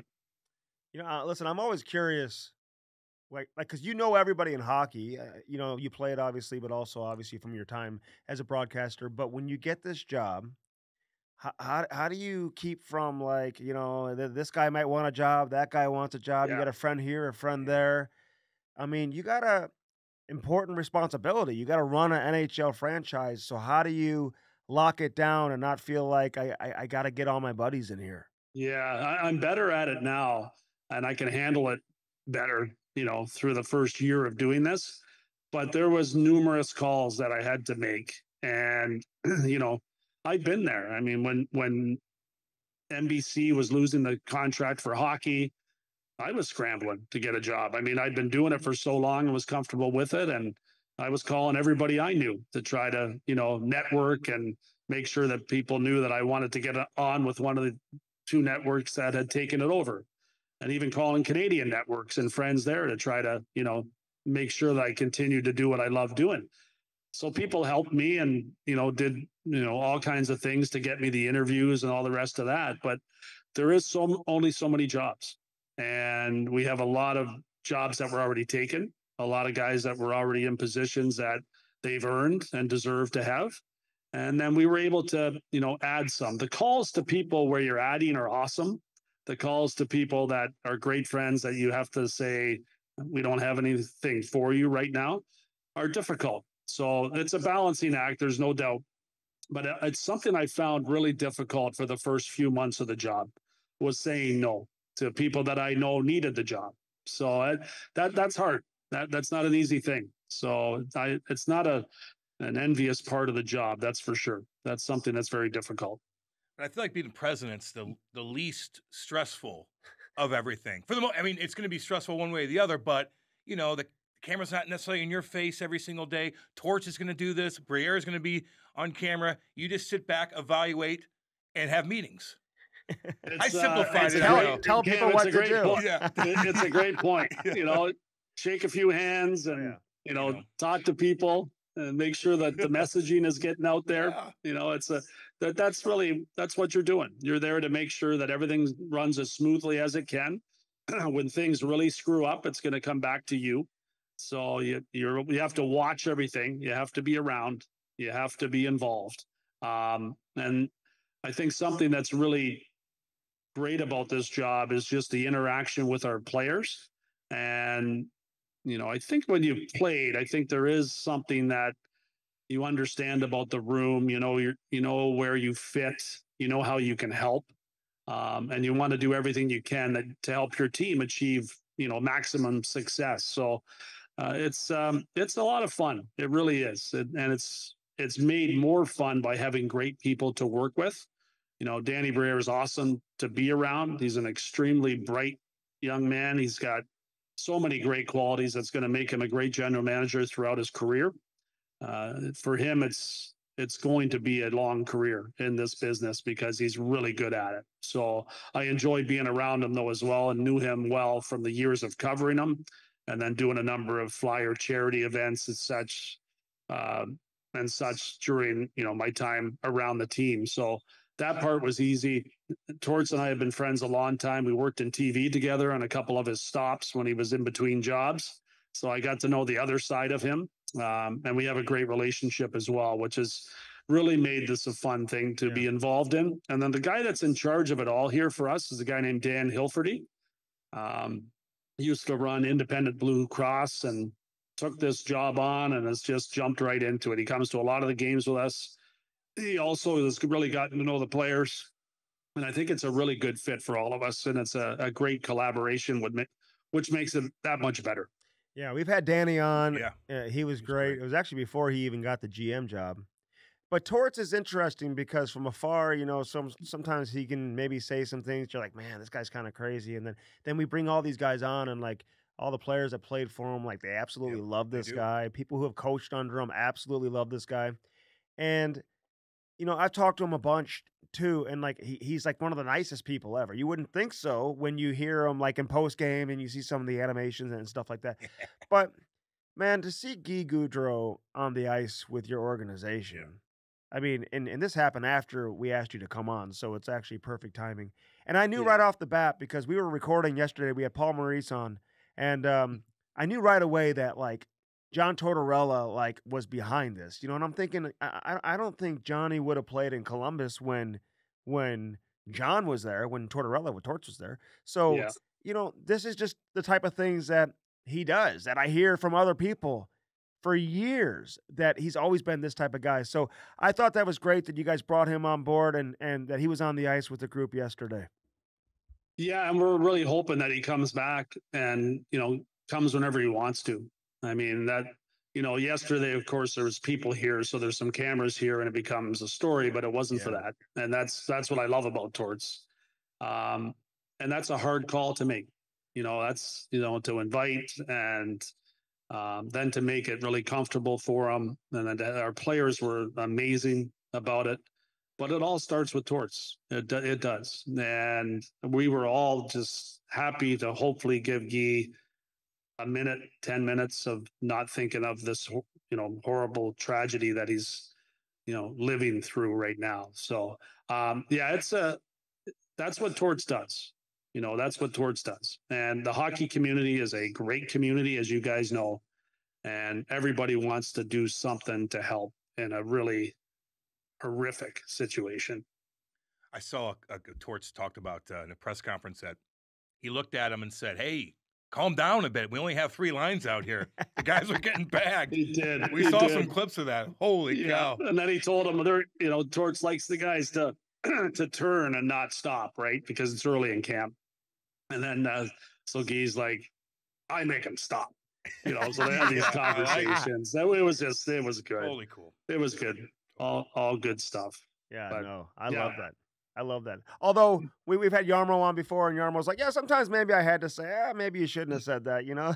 maybe that'll happen occasionally, you know. But it does. It does. Yeah. But that's what makes him great. And it's like keeps people on their toes. A lot of times he's protecting, you know, players or former players in some cases. He likes the truth, you know. He's an honest guy. It's an honest man. Yeah, you have to respect. Hey, I assume the fans in Philly are pretty excited about this year. You know, you guys were very entertaining last year, and of course, you have the big boy coming over from Russia who dominated in juniors. You watch all these highlights; everybody's talking about him. I mean, how excited is everybody in Philly right now? They're really excited. There's no doubt. We're trying to temper that a little bit because he is just 19. Yep. He's gonna, you know, have a lot to learn here in a short period of time. The season's coming quick. We're fortunate he got here when he did in the summer because he spent a couple months here and really started to delve into the way we train. You know, we have an awesome facility here at the Flyers Training Center, and he's able to like, hey, this is great. He loved it. He looked forward to his workouts. He's been a terrific guy to have around, and he does some amazing things on the ice. So it's going to be neat to watch him progress, and you just have to picture him in 5 years. You know, we're going to see something this year. We're going to get a good taste of what he can do, but he's going to progress quickly. He's got a great brain, and he's a really skillful player. So it's exciting. It's really cool to have him around, and I think our players appreciate him, and the kid's got a good head on his shoulders. So that's going to help him as his career moves forward. Hey, give us the story of how you got him over here, though. Like, because I want to know how that happened. We got lucky. You know, I want to know how that happened. We got lucky. I can tell you that. You need luck in this sport. Yeah. And it was like I don't know. We got very fortunate. We were fortunate that he was available at number 7. Yeah. And then we were really, surprised that he was able to get over here as quickly as he did. So I think you need luck in this game. I think you need things to fall sometimes. And we feel lucky with the draft that we just had too. With Jet Lachenko, we wanted him going into the draft and we got him. And it was a little bit surprising to some people. I don't think that Army would have been overly surprised because he was picking in and around where we are. Yeah, he's talking to Danny on the draft floor. Yeah. I was there. I was watching. Yeah, and there was a lot of interest in him behind us for sure. So we're thrilled about that, and that's another case of sometimes things just fall into place and we can all act like we're smarter than everybody else, but you need luck for this stuff to happen as well. You need some breaks. Yeah, everyone was saying, and I think Army is talking to Briere because he wants to move up and get that D-man out of Denver. I'm like, no. He wanted the guy that Philly took. That's funny. That's funny. Yeah, and the other kid's a great player too. Oh, yeah. The Buum kid's going to be a great player for the Wild too. So, there's a lot of talent that was in that draft, and as you guys know, you usually don't know for 3-4 years down the road when they start to emerge. So everybody's trying to do the best that they can for their team. I tell you what, I like that Travis Schenectady kid, man. I know he's on a big contract, but just the way he plays, he does it all. He's gritty, he's skilled, he's quick. Seems like a leader. What can you tell us about him? I love the guy, Cam. I've made it clear it probably didn't help us in negotiations because I think, and I have since he arrived here when I was doing TV, he has the it factor. He is a flyer. He's just kind of got all the qualities that we would want in a player, and they're hard to find. So when you have one, you never want to let him go. I think of players like Marchand and Tkachuk and Matthew, and I think Konechny's not to their level yet. He's not there, but he's just a notch below that. And we would have been looking for 10 years to find another one. So I feel really happy that he's with us for the next 9 years. And we know him inside out too. And you can trust that he's going to put the work in. He's an extremely dedicated athlete that leads by example. And he's a heck of a hockey player. So yeah, I agree with you. I think there's a lot there. And in my eyes, he was never not going to be a flyer because this job would not be as fun if we didn't have him in our lineup. Got a good one. Listen, do you feel like I was talking to some guys about this today? Because guys are getting paid at a younger age. Some guys, they decide to stay in college and whatever. It's like I'd be coming out as fast as I possibly can and getting that 8-year deal, because these teams are in a situation where they're just handing it out because, that's just kind of the direction the game has gone in. How comfortable are you with, giving these type of contracts out, especially coming out of entry level? Konechny maybe a little bit of a different case. Tippett, obviously, he earned it with his performance and how he, just broke out last year. He's fun to watch too. But just in general, are you comfortable paying these guys that type of money coming out of their entry level deals? Yeah. So for Tippett, he had a bridge deal in between too. Yeah. So those ones I'm really comfortable with. Yeah. I mean, I think that's important. It's you better know when you're given that, the guy that's just, leaving his entry level contract, that deal. So some teams have elected to do that. And I'm sure obviously in their eyes, they think it's the right time to do it. But I'm always concerned about where that contract lands for the next one. So if they're into free agency, and then you're stretching them to 37, 36 years of age, it's more difficult. I think we would prefer to do the bridge first and then, hit them with the lawn deal like we did with Owen Tippett. Mm-hmm. Travis Sanheim's on a similar deal like that as well, and has turned into a very good player for us. So those are the ones you like. I think the bridge is an important part of this. It's one of the reasons we really liked getting Jamie Drysdale in the deal that we made with Anaheim, because Pat Verbeek had done a really good job in his contract. He's a tough negotiator, Beaker, and he got Jamie on a 3-year deal at an average of $2.3 million a year.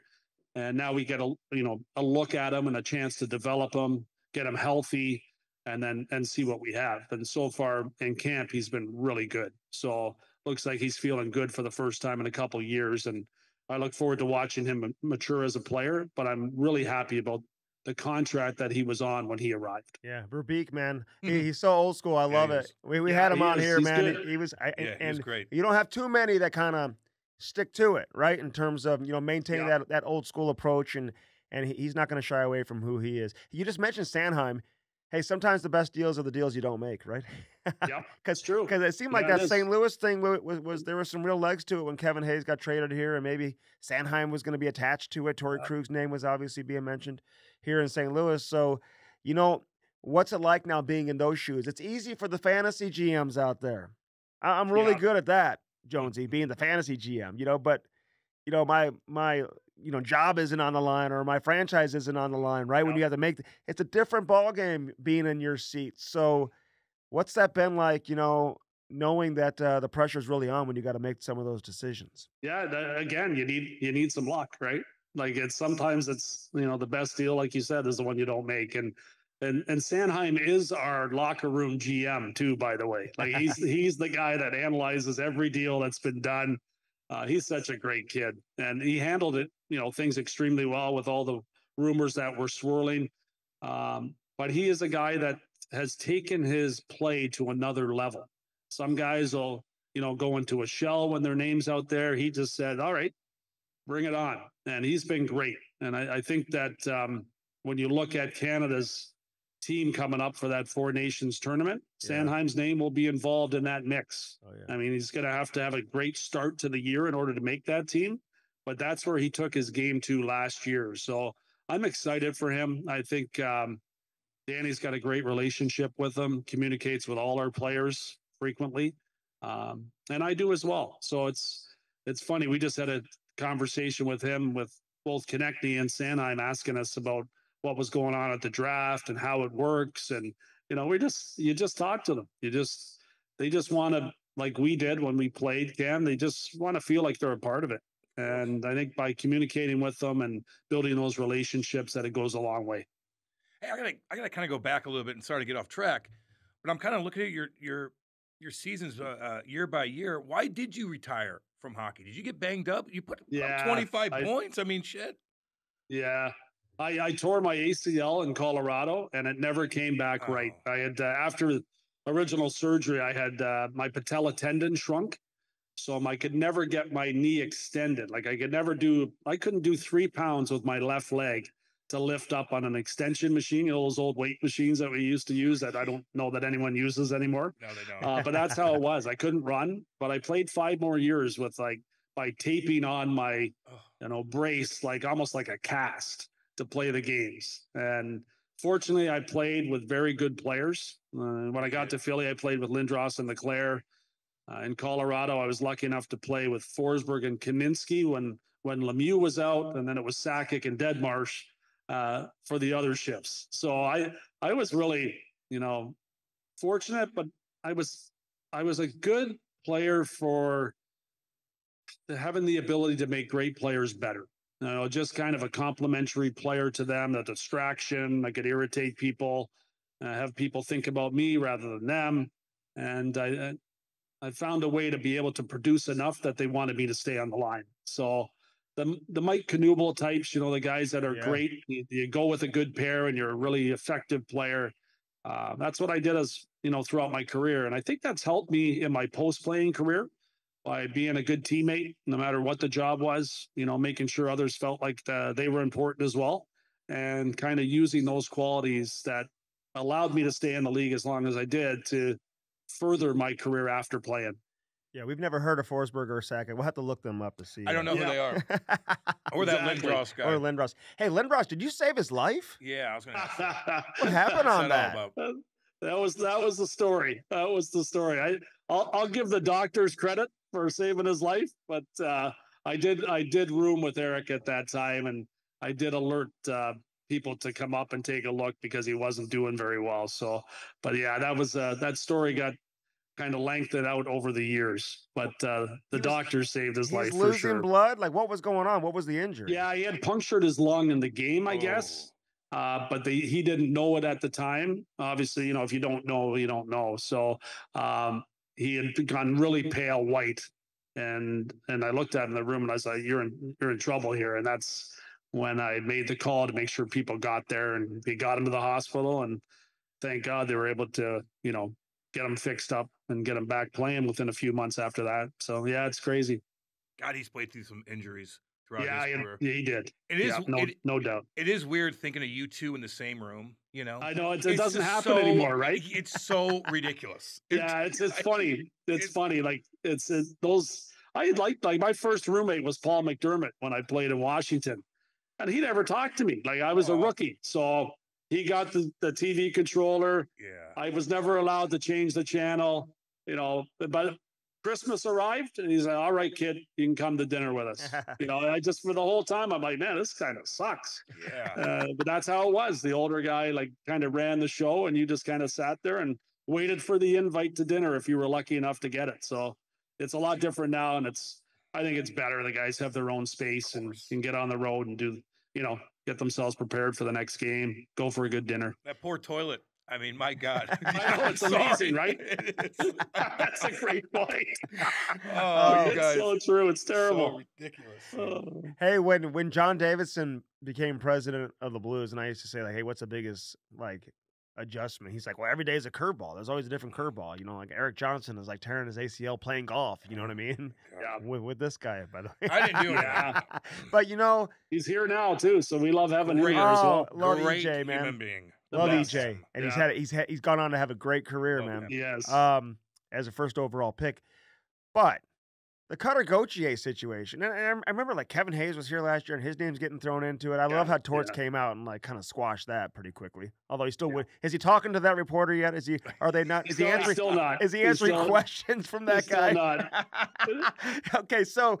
But like you as an old school guy, man, the Flyers, man, I think like the brand, the Flyers, the logo, like I don't know who would never want to play there, but they got their reasons. I know Kurt Overhart, he obviously represents the player, but did you take that personally? Were you angry? Were you upset? Or were you like, hey, we just got to move on and try to get an asset in return? Like, how did you react? You do the best you can because, a lot of the things that I think led to it, I wasn't here for. So it was just kind of like, here this is. So, you do everything you can to try to see if there's a way to make it right. And then when it's not, you move on. Like it can sometimes get turned into probably more than it needs to be.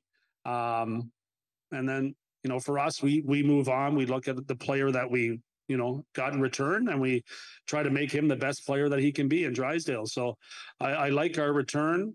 I'm excited about that part of it. But there's certain things you just have to deal with, and you try to find, common ground to make something happen. The beautiful part of our league is you have the ability to trade. And, the good thing for us was he was a good player. It wasn't like he didn't have value. Yeah. So, it could have been a pick that doesn't have that type of value. So we have to be, thankful for that there's value in the player and that you can get something back that you need and try to address a need that you have moving forward with a good young defenseman that's on, a reasonable contract. So I think in the end that, in a difficult spot, I think both teams are going to make out well. But when you hear that he doesn't want to play there, are you guys like, we got to try to convince him to stay? Or For sure. Yeah, no, that's your number one priority is making your place a great place to be. And I can remember getting traded here and just going, I can't believe it. I remember being on the flight from Colorado, which was obviously a great place to be as well. But I was so excited to get to Philadelphia. I didn't know I'd still be here, 30 years later and be sitting in the chair that I sit in now. But I was excited to arrive. And this franchise has a lot of history here. And it's, like St. Louis, where you guys are. There's great things that have been accomplished here. And there's great challenges to, getting that back on track. So I feel like we're getting there. But we're not there yet. So we still have more work to do. I forget who the player was in Winnipeg a few weeks ago, whatever. He put the jersey on, said it didn't feel right, and got traded out of there. Like, is that a thing that you're accustomed to? Like, is that new? Like, there's more flexibility now for the players. They have, like when I was in college, for example, you played 4 years. I played 4 years at Western Michigan. I begged the Capitals every year to take me out, and they kept saying, "Who's this? Like, who are you?" And I just kept telling them, I'm ready. And they'd say, no, you're not. But when I left, they still had your rights. Like there was no play 4 years and you're a free agent. Yeah. So, if I was that player, I'd be really happy that I had the rights. Now that I'm on the other side of it, it's not great. So there's always risks that a player stays in school, through his 4 years. It doesn't happen very often, but they can.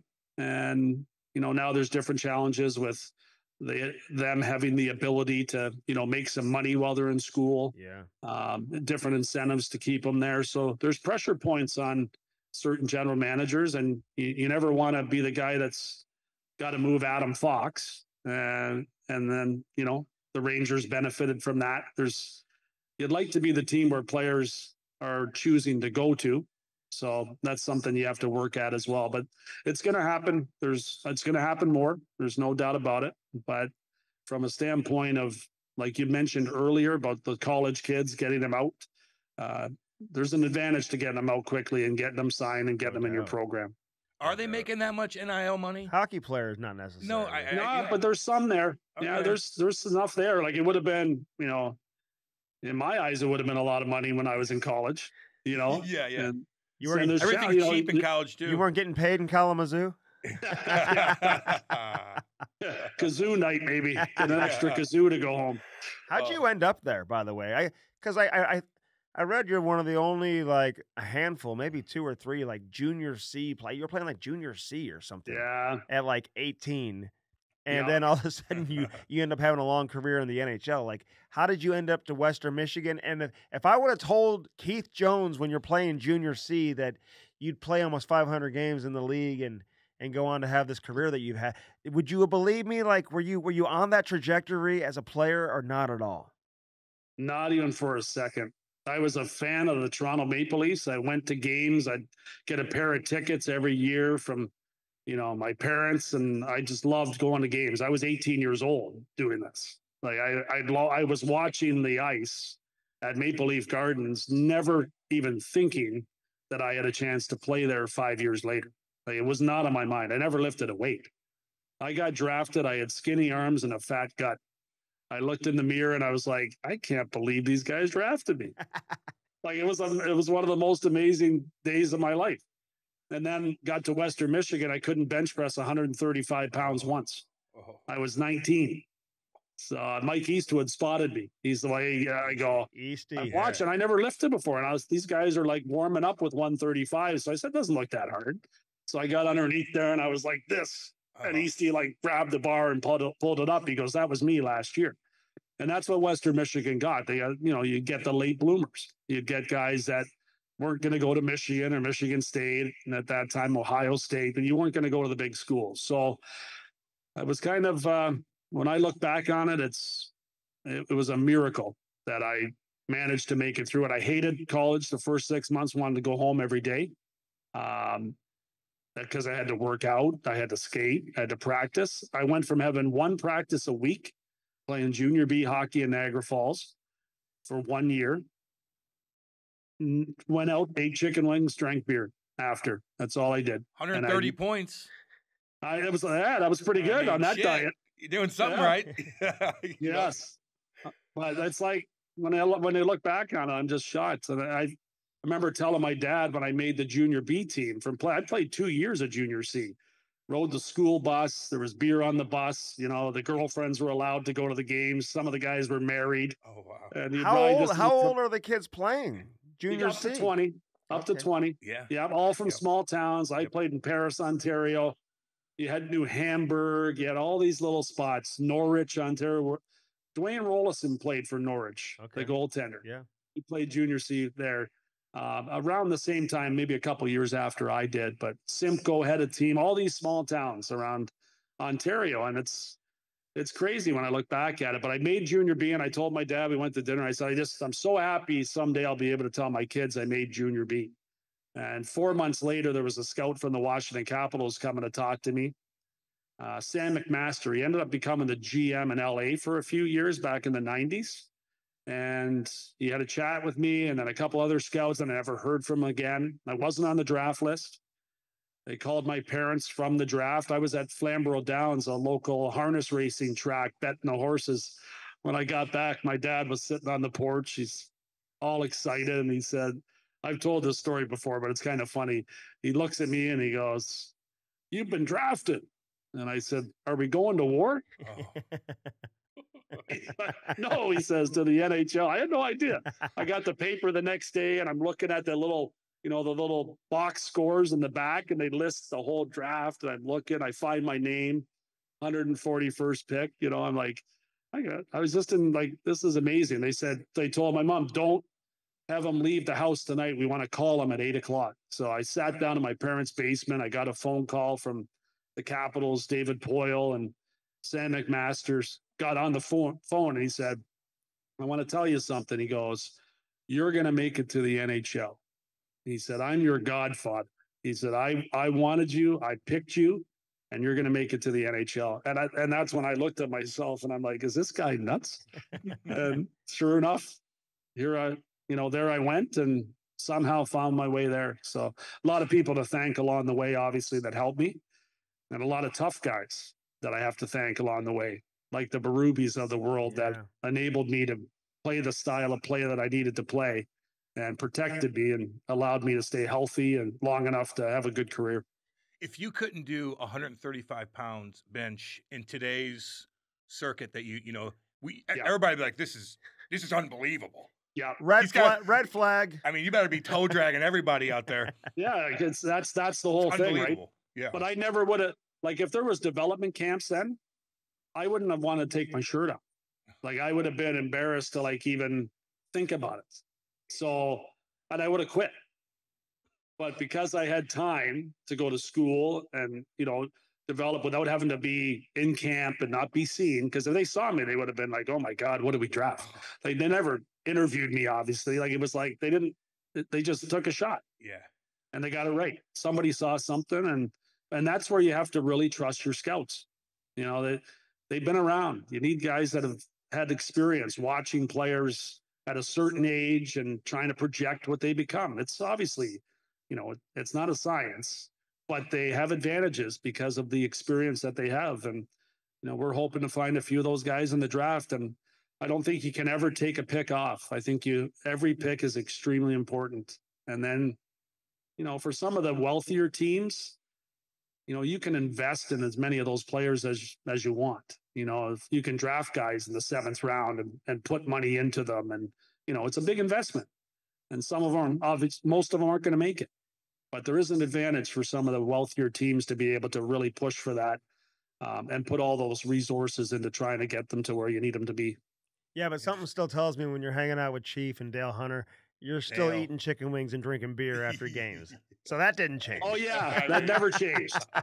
Huntsy, well, I tell you, like Huntsy and Chief, they drink their beer, man. Like it's amazing. And then Huntsy would be up at 5 a.m. with his kids, off to hockey practice, and work extremely hard in practice. I don't know how those guys, without those two guys, I'm not doing any of this. Like those two guys, you can add Rick Talkin in the mix there too, but it was Berube and Hunter. There's a Dale Hunter tree that, in football, you hear a lot about trees. Well, there's a Hunter tree. If you really take a look deep into that, you'll see it. And Mark, his brother, obviously should be included in that because Mark has done an incredible job in London. Mm-hmm. But if you look and see, there is a lot of branches off that tree, and I wouldn't be doing any of what I'm doing if I didn't start with Dale Hunter in Washington. Man, oh man. You think? And by the way, Torts won't do the podcast. He responds. He's like the nicest person cool. When he says no. By the way, gets back to me every time. I'm like, and I know he's gonna say no, so it's kind of like a joke, but. Dale Hunter, he's the other one. Like he's like, I'm gonna come on, and then he kind of been like, and now he's hard to track down. I'll work on him for you. I know. We've heard that from like so many London guys. Like, I'll get him on for you. I'll get him on for you. He was texting me this morning because we have Oliver Bonk. That's D-man, from London. Yeah, is in his second camp this year, and we picked him in the first round. So he's always curious. He's like, how's he doing? Because all he wants is him back. Yeah, of London. Course. Oh, it's just kind of funny when you talk to him. And we picked up another one of his kids, Sawyer Bolton, Eric Bolton's son. Yeah, we were just talking about him. He's a character. Oh yeah, what a great kid. Our young guys just love having him around, and you can tell he's been brought up in Huntsy's program. I went to a lot of London night games last year because we have Denver Barkey too, is another player that's got a bright future for us. He's got mono right now, so he hasn't been through training camp this year. But Bolton just stood out to me because he'd play one shift maybe. And if he did, he went out there and played, a really heavy role and would, fight when necessary. But what I loved about him was he never stopped cheering for his teammates. Like he never once did I see him sulk. He just did his job. And I looked at that. I'm like, we got to get this kid. So, we ended up signing him to an American Hockey League deal, but I'd keep an eye on him. He's he's got something there that's really worth investing in. There's no doubt. Trust me, I get all the videos from Eric at 12:30 at night. I know everything about those two boys. That's why they're good kids too, because man, his dad was one of my favorite teammates ever. Yeah, and Danny played with him in Buffalo as well. Mark Recchi was talking about him the other day. He stopped by for a visit because he's not coaching in Columbus this year, and he was talking about Eric as well. Yeah, the stories are great about him. Comes from a good family. These kids are, they earn every inch in a sport that's, not showing the fighting quite as much. It's not as prominent, but it's still important to have guys that are good teammates and know their role. And he has not, done anything to make me feel like it was a bad choice getting him here, because he really has done a nice job the way he's worked in practice, has not looked out of place. And I give him a lot of credit for a guy that didn't play a whole lot last year just based on ice time. Yeah. You think Dale will ever entertain getting back into the NHL? Or is it just too good of a situation he's got going on there? It would have to be a perfect situation for him. Yeah. He loves it. Like, he loves hockey and he loves to teach. I love going to visit him because you just go down, in his office there before games. He just loves hockey. That's how it was when we played together. It was, Chief and I and Dale would get together night before a game, no matter what, home or on the road, and, grab a few beers, a bite to eat, and watch hockey.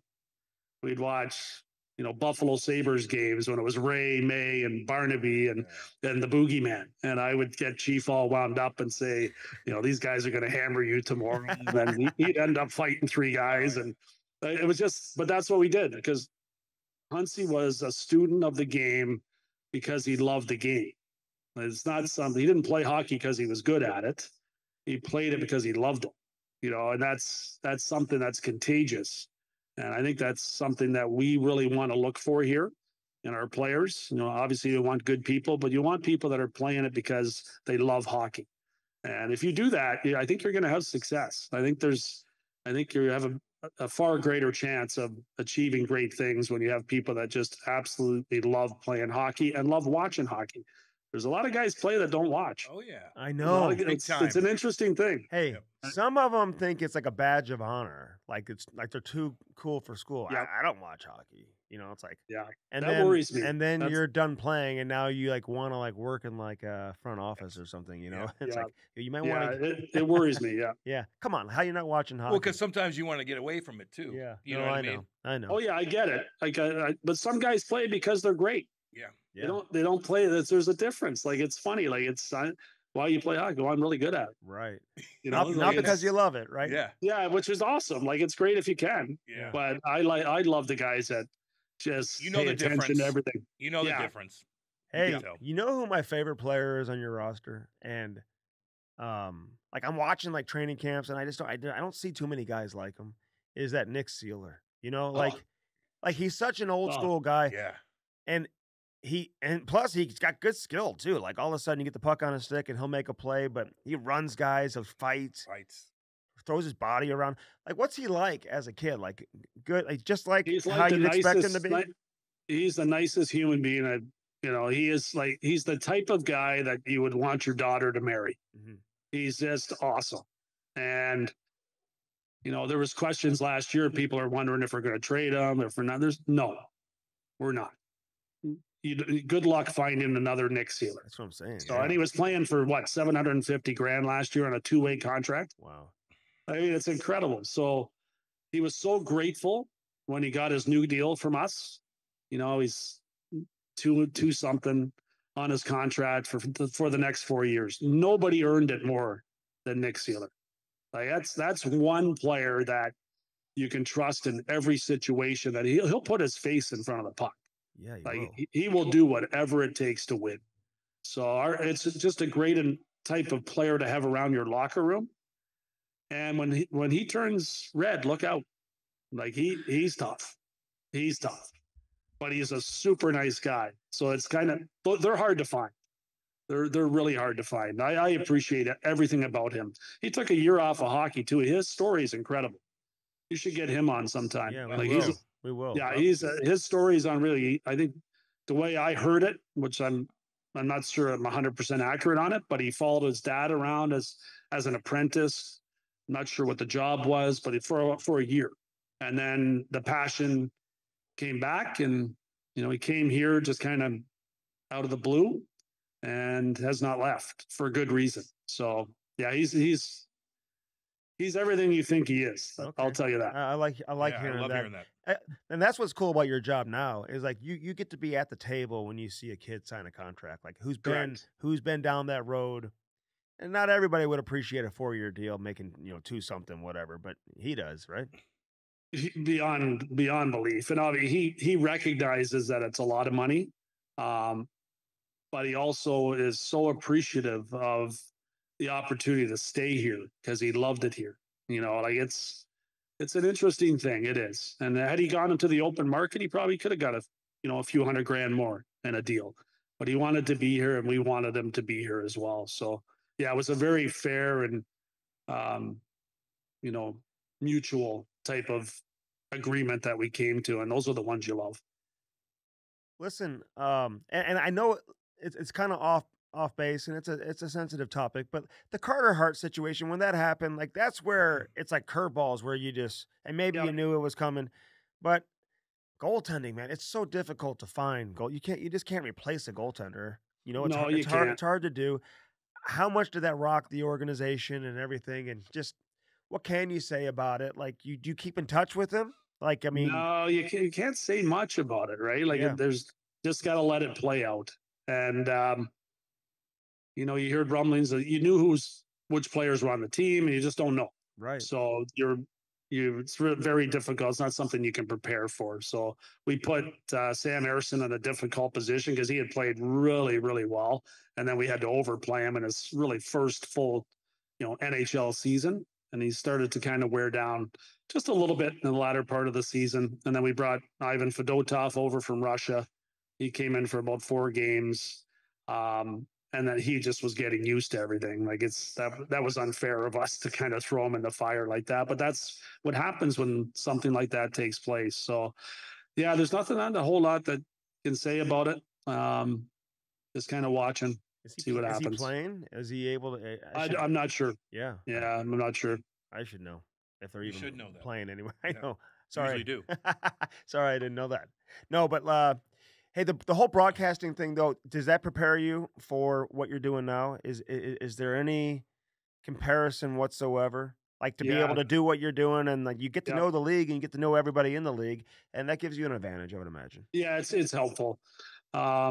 Because you can go to the Board of Governors meetings and at least some of the people that are there, and it's a more comfortable feeling to have those conversations. And I think when I did the TV, I was fair. I wasn't looking to burn anybody. I wasn't I've always felt like it was for the league. Like when you're doing that job, you want to do it to the best of your ability. You want to work as hard as you can. You want to know the players. You want to know who's managing teams. But I wasn't out there to, bury somebody, I think that helps also. I think when you're fair and you analyze hockey, it is hockey, that people appreciate that. So I think that helped too, that I wasn't a jerk when I did TV. So, but knowing a lot of the different players and playing with a lot of guys that I played with have done remarkable things after their playing careers.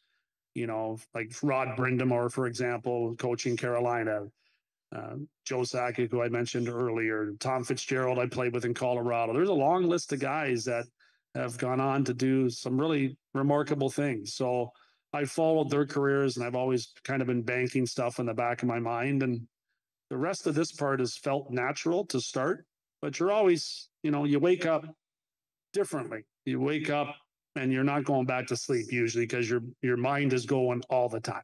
And you wake up and you look at your phone slowly. You're looking to see how many text messages or messages are waiting for you. Like I have one daughter. I worry about her all the time. I have a grandson now that I'm worried about as well.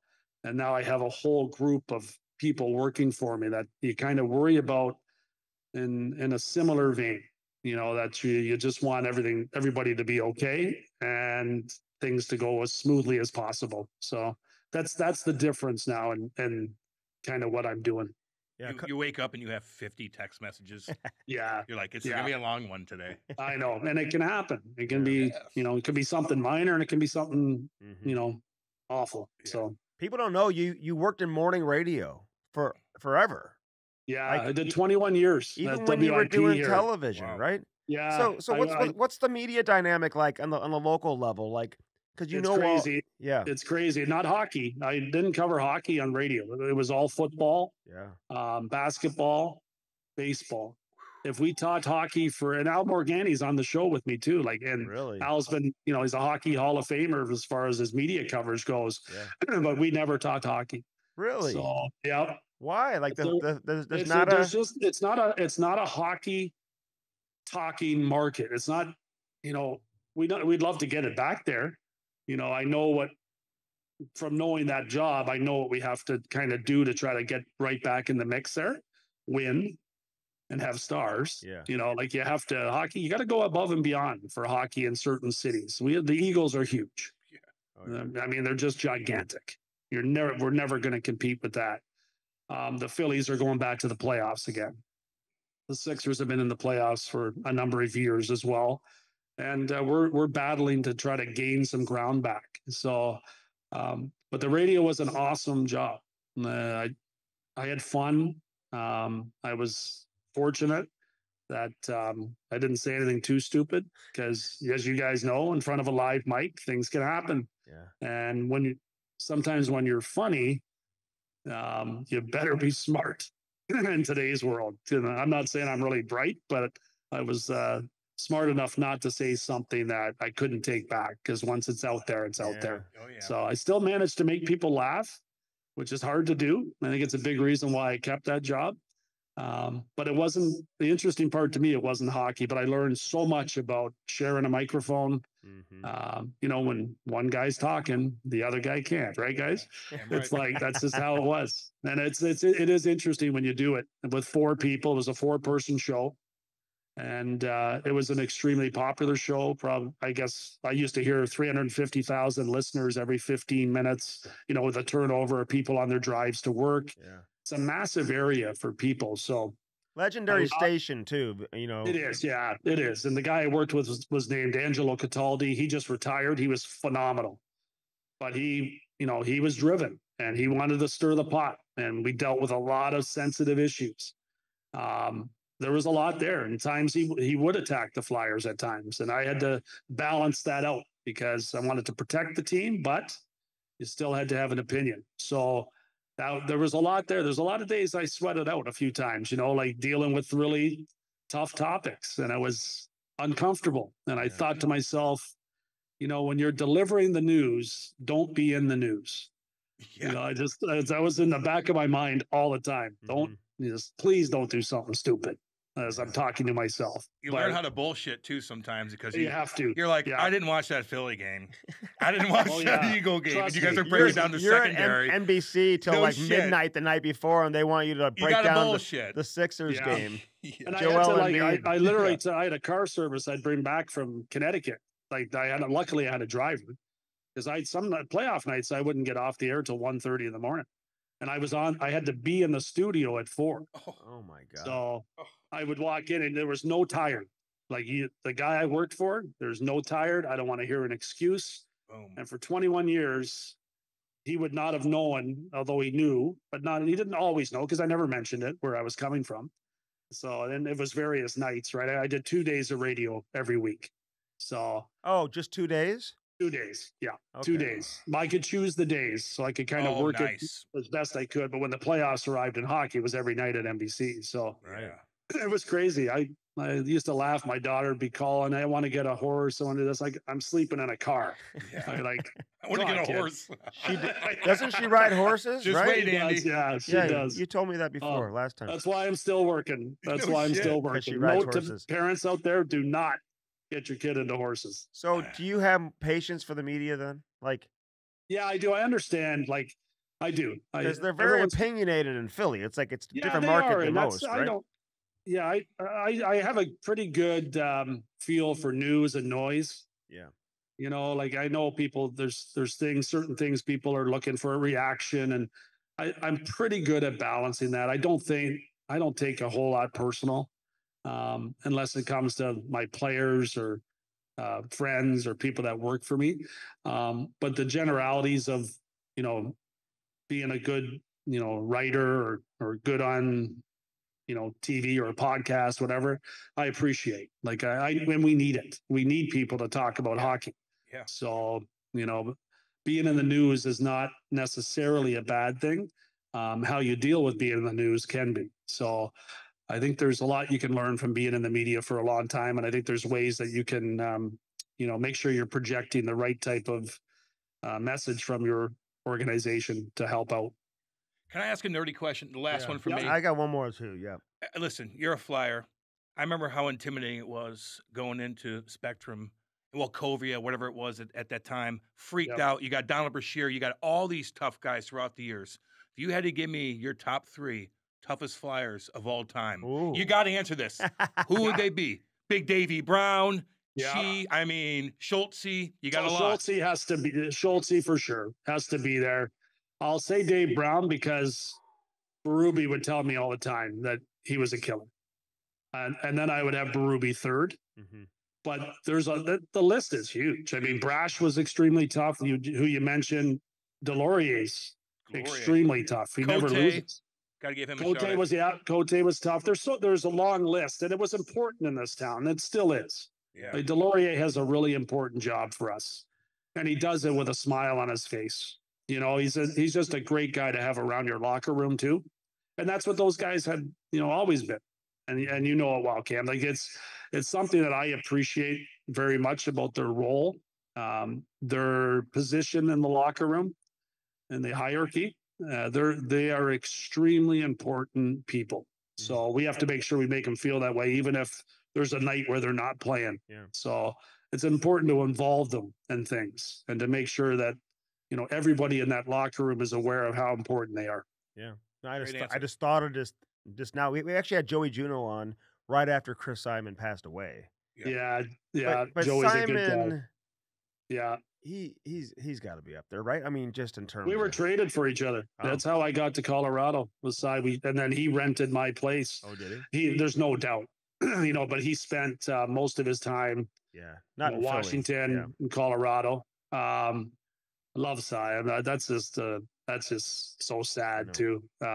He was a super guy. I worked his hockey school a few times up in Wawa, Ontario. Wow, and that was amazing. And he was a really gentle, kind person. So, yeah, he'll be missed for sure. Wawa, isn't that where I get my sandwiches from? Yeah, that's what I always thought too. And I got to the Philly area, like Wawa, is that from there? No, the real Wawa though, there's a bunch of shit kickers up there. It's tough people. Last thing, and it's kind of a random question to end on. Was not my intention, but I wanted to ask you this though. I'm curious because, like, do you view things differently now in your seat versus how you would have if you were an analyst? And like the Sean Couturier situation last year, he's your captain, then he was a healthy scratch. Such a big story. How do you view that being in the mix on the inside versus maybe how you would have talked about it on television if you weren't? Yeah, you know a little bit more when you're on the inside. So you can always squash it if you wanted to. Like sometimes it's just good to let stuff breathe and learn, and for everybody involved. It's like there's hard lessons sometimes from both sides, whether it's from the coach's perspective, a player's perspective, you know, the entire team's perspective, GM's perspective. And I think it gives you pause to just sit back and think about, you know, things that are happening. I think every situation is different. And in that case, I think it was important for the evolution of our team. So I think ultimately we'll see some good results from what happened there. But Yeah. I'm not a big believer in overreacting. I do believe in sometimes letting things breathe and just kind of seeing, what the method is behind, in some cases, the madness, and then just seeing where it goes from there. Okay. Jonesy, Listen, you're the have a man. great year, man. We're rooting for you, man.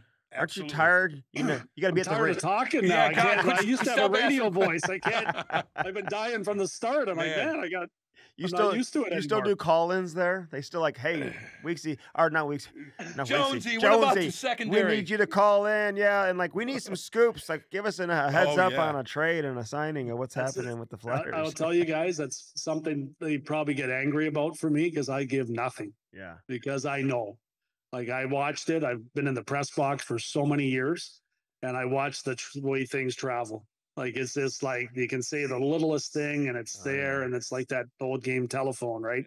And by the end of it, it's not great. So I'm really quiet. Like it's funny, like probably to the point that it's irritating to people that know me well, because you just can't. Yeah. You just can't. I've seen it too much ruin, things. Sometimes it's a deal, sometimes it's someone's reputation. Like it's just like you gotta be quiet for sure. I get you. All the best, man. We appreciate it. Have a Jonesy. great Anytime, guys. season. Thanks. We're Keep up paying the great attention. work too. It's awesome. You too, my man. See you, buddy. Appreciate it. Thank you. The Chemistry Podcast is brought to you by Bellman.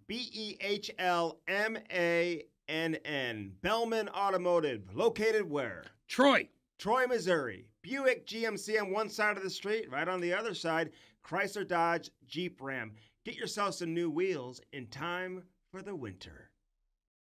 All right, that was Keith Jones, man. He was great. Can I give a shout out to all the people in Philadelphia? Because I just learned of the passing of Dikembe Mutombo. Really? And I love Dikembe, man. Dikembe was a superstar for so long. Had some great seasons playing with the Philadelphia 76ers, too. He had some good Helped that commercials, team too. go to the final, I believe. Yeah. With Allen Iverson. How'd he die? Brain cancer. Okay, so it was okay. Since How October old? 58. Oh, fuck. Yeah. Yeah, that's okay. He's only 58. Damn. Okay. Damn. Great player at Georgetown University.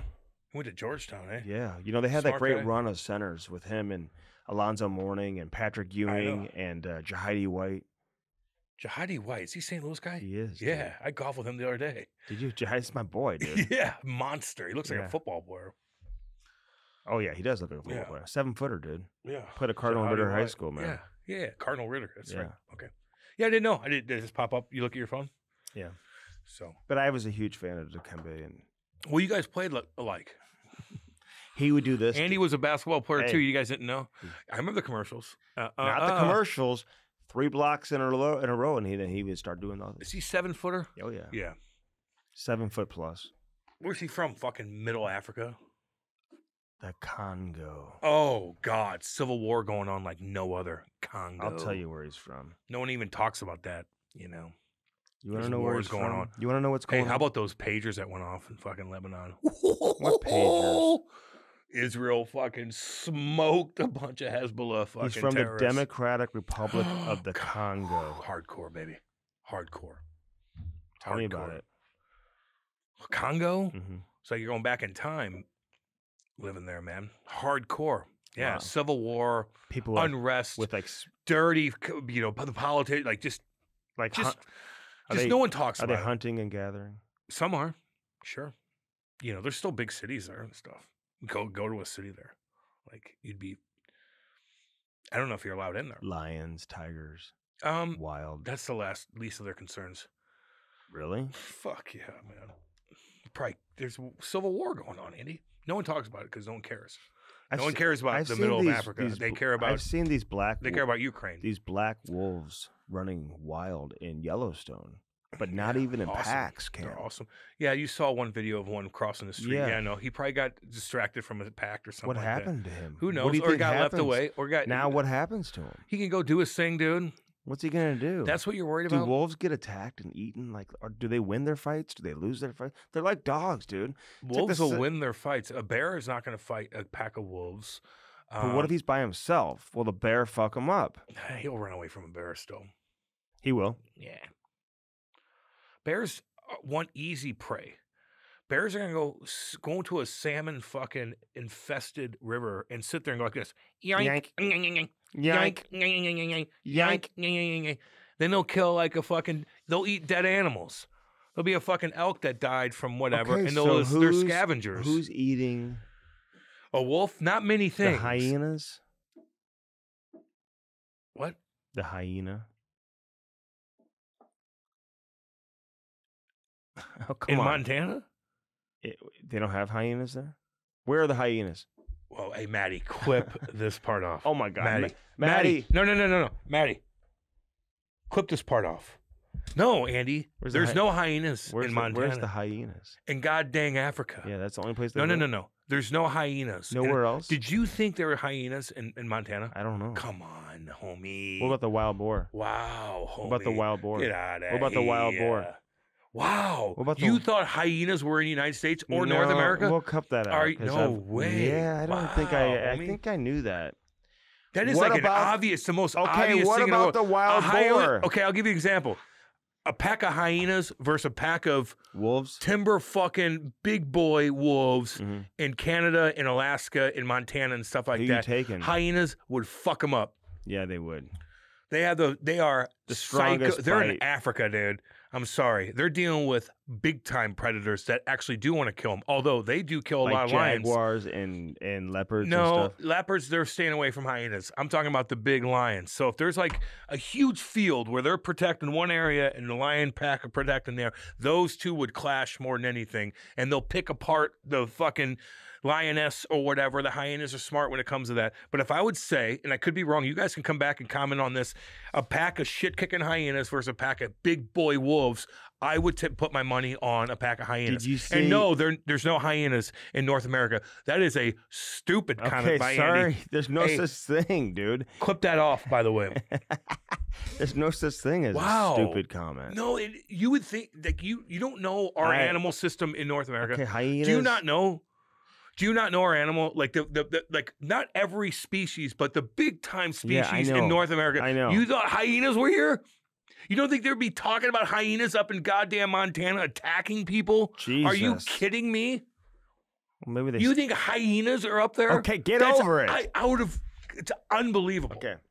Now, It's unbelievable. did you see the buffalo rescue his buddy who was getting eaten by the lion and come over and fuck up Yeah, that that lion? happens every single day. The buffalo. It happens every single day. The in buffalo in can the- take on a lion, eh? He It would- came up and Yes. literally picked him up by his horns and threw him in the air. Yes, it could. Rhino could. Yeah, you could kill a lion. Like if you're a big, even a fucking wildebeest sometimes could, like, wildebeest probably not, but there's certain animals that could still kill a lion. Like you got a horn, you got tusks. They have to get on your neck to kill you. You could stab them right through their heart. What about man. a Sasquatch? Sasquatch? Those things have fucking thousands of years they've been around. Oh, yes, they have. Scary. In reality, though, there were sand squanches back in the day. I bet you there still are. Hundreds of thousands of years ago, there were. Don't be surprised if There still were. are. You look it up. There, like back in the day, there was all kinds of monsters, dinosaurs, monsters. You know where the scariest monsters were back in the day? Mm. Where? Oh, do I know what? The scariest Hold on. looking of all billion years. Okay, so the Earth's been around for 4 billion years. In reality, life has been around for maybe a couple billion. Through that first 4 billion, there wasn't life. There's bacteria, but life hasn't got big yet. So a couple billion years. What do you think the scariest looking monsters this Earth has ever seen? Where were they? You think? Just hang on. The ocean. You're asking so many different questions. I just here. asked one question. Yeah. The ocean. You got that? See, Andy can't keep up with shit. The ocean. We're- Look at some of these. You're going from land to ocean, dude. I didn't know we were even talking about the ocean right now. Okay, I'm just saying. Like you're going way off. Maddie, the get distance. in here and no, help me. No, you're Maddie, off. seriously, now help you're me. off. That you're in When the we talk water. how about this? When we talk hockey, Andy will be in here. But when we talk everything else, I'm gonna bring Maddie in. Is that cool? I'm just saying the scariest creatures. Fine, sharks. Nah, worse than that, homeboy. Like what? the most horrific looking mutant scary thing you've ever seen, where the mouth of it is as big as a studio and it goes on like a Loch Ness monster with the teeth this big. I know. That really happened. Those were prehistoric back in the day. Yeah. Did dinosaurs, do you believe in dinosaurs and everything? God, yeah. You think they would fuck people up? Why wouldn't I believe in that? I'm just asking. Because of like really religious people probably don't believe in dinosaurs. Is that what you're trying to say? Is that true? I think that's the way Maddie, is that how it is down in Salem? I'm not thinking about that. Yeah, right. They don't believe in, there's Why? a different. Oh, because they believe in like evolution or something? A different way of evolution, but that is evolution in my opinion. Evolution. So like God made that. I don't think they believe in evolution. There's something to that. A lot of the religious people don't believe in evolution. They believe in just, God Adam and Eve, created and then, Adam and Eve, and the apple and all that, There it is, the bitten apple, which we see on our phones every 2 seconds. So it's funny how that all kind of made a big fucking circle. Oh, really? Well, so the apple is from that.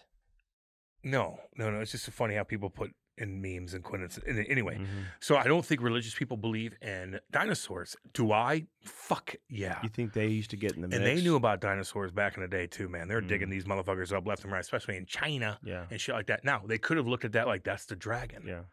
But I think there was dragons too in a way back in the day.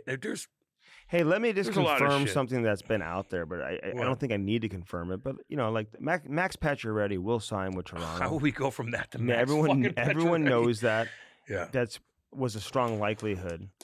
I think there has been some type of agreement. From what I understand, Toronto has basically said, "Hey," because what it's going to depend on now is how much they can pay him. So I don't think he wanted to sign a deal yet because they can probably come up with a few more dollars if they're able to move on from a player. So I think they're looking to potentially move a player, and if they can't, then he's going to have to probably take a deal at a number they've already agreed on. If they can, then maybe there's going to be a few extra dollars for him. But it's also an opportunity for the player, man, to say, hey, listen, this is what they told me. This is what they said. So I'm taking them for their word. All of a sudden they go against what they said, then that could create some trust issues, trust issues and stuff like that. I want to see Reaver and Jack I go, baby. Let's go. Okay, well, you probably will. Let's go. So let's settle this thing. You guys, I want you guys to hate each other. I want Montreal and I want Toronto to hate each other. I want there to be a shit show, old school. Get back to it. Yeah. Laine's going to be out for a long time. And Chief, or Ryan Reeves is going to want to like show Chief You're 100% right. One of the biggest shit kickers ever. That he wants to show this shit kicker that, hey, listen, I'm on par with you. Like I'm one of you. Andy, you went from a stupid hyena take to a really, really Chief Reeves take. You go from one end of the spectrum to the other really fast. You're absolutely right. I hope so. Like I would think that like Ryan Reeves is like, got this guy behind me. Are you kidding me? Yeah. I gotta go take care of business. Just like if Wayne Gretzky was the coach and I was a superstar, I'd be like, I want to show Wayne that I'm fucking. Well, you were. And when you were when we're skating, like with Paul, like Peter Stastny's out there, he looks at Andy and says the same thing. We need to, but no, I agree with that. I don't know. If I'm Ryan Reeves though, and I saw what Xhekaj did, like man, like I'm fucking pissed too. Yeah. I don't blame Xhekaj, but I don't blame Reeves. I don't blame Xhekaj at all for what he did. And you give him a fine, who cares? Like $3,000. He'll make that at Costco in like a week. Kick the guy out of the game for a knee on knee. Kick the guy out of the game. Let's settle this. Kick him out for a knee on knee, and that nothing. Firstform.com/Cam&Strick. Use our link today. Enter the sweepstakes. You'll be entered to get a First Form prize pack. So do that and do that today. Illinois Recovery Center, Cam. Right IRC, Swansea, baby. IllinoisRecoveryCenter.com. Swansea, Illinois. Help someone who needs that help. Everybody needs help, man. Everybody knows somebody needs help, let's just say. And it's right there, Swansea, Illinois. Blue Note Roofing, baby. 314-920-5713. Blue Note Roofing. David Novak. Say what's up to Big Dave. What's up, Davey boy? Hockey season's here, man. I know you're breaking down everything. Shit, I might have you come on this podcast and hang out, too. That's right. Break some shit down, baby. Gutters, soffit, fascia. Windows. They do everything. Everything. Roofing, dude. How could I forget roofing? Roofing is their bread and butter. They know that, though. People know that. Call them, though, man. This is a real hockey people. You need roofing, you call the hockey people. Exactly. 314-920-5713. Tell them we sent you. 314-920-5713. Blue Note Roofing. Hat Launch, baby. Get that customized hat. America's #1 source for customized hats is Hat Launch. And Danny and Jordan and everybody over there. Love you guys, flat out getting it done. They got Shirt Launch, too. Love you guys. Get that new hat. Get it today. Hatlaunch.com, baby. SparksHockey.com. Sparks Hockey, man. Don't go see Seth. Don't be going to the hockey shop. Get yourself Don't your have your own kid toe pick. Sparks. Sharpen your skates. Take matters in your own hands. SparksHockey.com, baby. Yep. Use that promo code Cam&Strick. It's going to save you more money than Black Friday and Cyber Monday. Proper Cannabis locations everywhere. Some have drive-thrus, Cam. You never even have to get out of your car. It's that simple. Cam&Strick 20. That's the promo code you want to use. It's going to save you 20%. Kick the season off in style. Get yourself ready. The games are coming. Oh, yeah. Get your mind right. Cook some Make sure food. you got everything you need nearby. You know, these are the times where you're in house, you make a fire, you're cooking some damn good food. Hell you're yeah. watching football, you're watching Hell hockey. yeah. You're getting your mind right. The kids are in bed, blah, blah, blah, Oh, blah, yeah. blah, blah, blah. Shilly Plastering. That's our boy, Ryan Shilly, man. Big Dave. Big Dave. What up? Marcy. Say hi to Marcy. Marcy, how you doing? Say hi, Marcy. Hi, Marcy. How are you? Hey, turn your backyard into an absolute oasis. God dang. Get that Pebble Tech technology. 5-year warranty, baby. Nobody does plastering like Shilly. You don't want to leave your Plastering. house, and you'll save money and not going to all these other different resorts. You got an oasis in your backyard. yeah. You know what I mean? Cam at Bellman, you get no. Swinging dicks. But you get flavored water and sushi, man. That's Buick funny. GMC That's on funny. one side of the street. Chrysler Dodge Jeep Ram on the other side. Best customer service you'll find anywhere. Say hi to Danny boy. Danny, God dang it. And Dale. Dale. He's got them Halloween decorations up, I bet. Kenny, get back to work. I told you. We love you guys, Yeah. man. We love you guys. Hey, real quick, Keith Jones, man, what stood out, man? He's had a great life, dude. He's a. His daughter's into horses. I'll tell you what sticks out to me, to be honest. What a life. Well, he created that life because he's a good dude. Yes. Like, I thought he played fucking 800 games. I Well, thought it feels like I it, 'cause just all feel the guys, like all the people big love dicks him. loved him. They love him, and he's smart, and he's happy, but he doesn't take shit. So he's a really good balance of being somebody that you wouldn't want to hire to run a company. The Philadelphia Flyers. Exactly. I mean, seriously. So like he did that though, man. Like he created relationships with people. Mhm. He was good. He's honest. He's loyal.